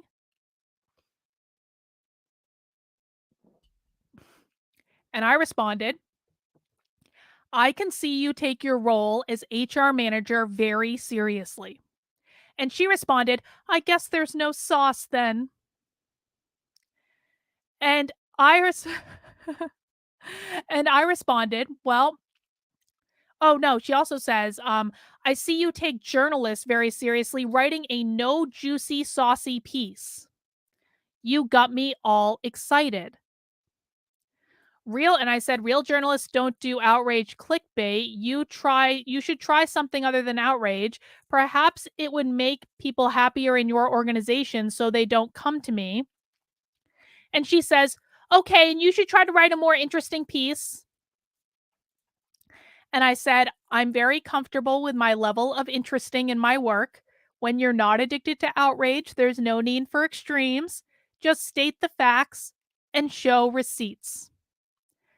And I said, "Of interesting note is that Sasha seemed to confirm that she, the organization's HR manager, did the things that the whistleblowers said she did. You will have to decide if your values align with Gays Against Groomers' actions, because there seems to be no dispute over what actually occurred. None of the leadership disputed any of the facts."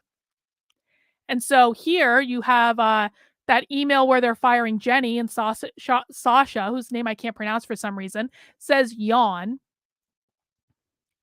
And then here we have one of the text messages from Sasha, and she's saying this is correct. She's saying this is also correct. So Sasha is quite literally confirming that they told the members of Gays Against Groomers, "We don't have to provide you any information. We don't have to tell you anything. We don't have to operate transparently." She's confirming that was correct. All right, fine. Different people have different values, Sasha. It's just the way it goes. And then I said, "I'm glad you take building an effective organization so seriously. I'm sure you'll learn a lot from this and absolutely have no other mass exodus of your members. Definitely." And she says, "A mass exodus, laughing my ass off."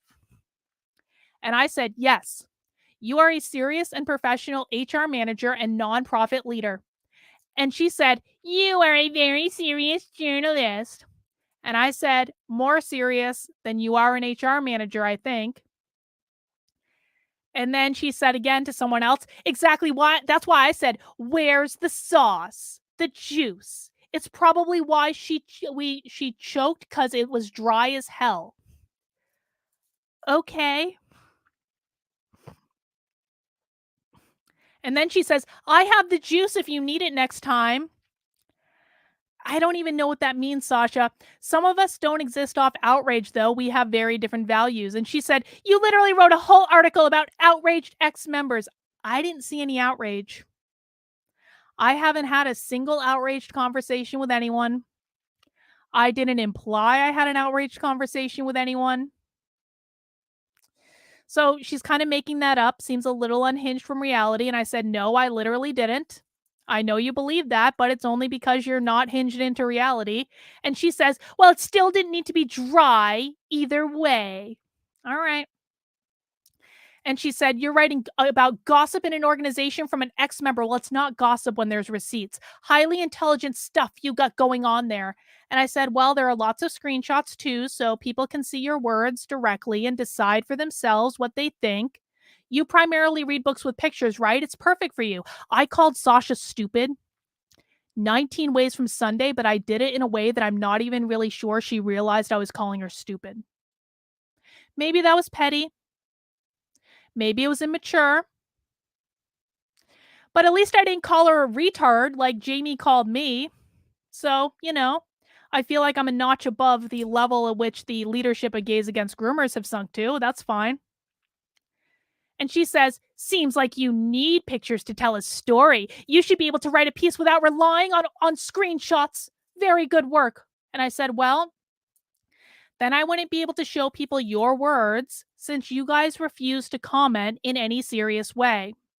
Plus, if I hadn't included them, you would have just whined that there was no evidence. So people can see and decide for themselves.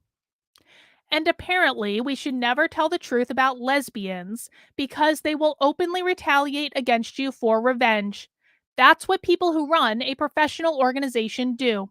So Jaimee tweeted, she retweeted this person: "First rule of LGBT community, don't piss off lesbians. Straight men know this, especially if they had a tomboy in their group going up. The pedos broke the first rule, hellfire and brimstone." And Jaimee said, "Everyone knows this." And then Sasha retweeted it. So guys, apparently If you tell the truth about lesbians, they will just openly retaliate, and they think that this is a normal adult behavior. Can any lesbians in the chat confirm or deny? I mean, I've never met a lesbian that's quite this crazy, but I haven't met every lesbian in the world, so who knows? And then let's see, I've just got a couple more. That's it. And that was about 3 hours ago. So I'm pretty sure there are lots more tweets for me to go through, but I'm just like, I have to say, I'm really impressed with the amount of smear campaign that Jaimee is spreading about me. I mean, this is like a lot of tweets, man. This is a lot of tweets for one afternoon. Like, look at that. She had to focus. Jaimee had to take time out from her very important schedule of focusing all of her energy on ending grooming to send all these tweets smearing me, because remember, Jaimee's highest priority in the world is ending grooming. And Jaimee cares so little about the screenshots that I released that she has tweeted several times that she doesn't even care that these articles actually helped her organization, that she feels really good about it, and that I was open to, I was completely like, she was blessing me releasing all these screenshots because Jaimee says that she's been saying this stuff openly for years. And so really, I did her a favor and helped them. I mean, that's what she said in that one with the mask, right? That I would really help them out, and she feels good about them being released. I mean, I think this is all great, Jaimee. I think that when people are so focused on ending grooming that they spend an entire afternoon engaging in a smear campaign against someone who did something that they say they're happy happened. I mean, I just think it's an interesting use of energy. I think it says a lot about who you are as a person. I think it says a lot about the type of leadership that we should expect from gays against groomers in this space. And I appreciate you just showing up for us, Jaimee, so authentically. I appreciate you putting out there that I did not hurt your organization at all, that everything I did helped you, that you were really glad for all of it. I really appreciate you putting that in writing, Jaimee. I don't so much appreciate you accusing me of an actual crime, which if you look up defamation per se, or I know your lawyer is Ron Coleman, so you can ask Ron about defamation per se. And I know Ron knows about this because I've had conversations with Ron about this. He knows, he can explain it to you, Jaimee. He can explain why publicly accusing me of a crime while simultaneously saying that I really helped out your organization and you're completely cool with all of this. Like, it just might not be your best move in the world. I'm just trying to offer you some good, professional-ish advice. Since you are, as we know, the most professional founder and CEO in the history of anti-grooming organizations. So guys, that's where we are with Gays Against Groomers right now. Like I said, I am working on a part 3. It's probably not going to come out today, may come out tomorrow, may come out the next day. I have to think about it. I want to sit on some things. This one is kind of more serious, if I'm honest about it. I don't think anyone will be surprised, but like there's just more documents that I've got, and I just want to think about it. And so I'm going to be responsible and think about it. Jaimee's going to continue to tweet. I'm sure Sasha will keep talking about juice or sauce or whatever the fuck she's talking about. I don't even know. But that's all I've got for right now, guys. I got to go take a break because I'm going to be back in about an hour. God, 3.5 hour stream. I will be back in about an hour, and we are going to do nothing remotely controversial with Joshua. So, guys, take care.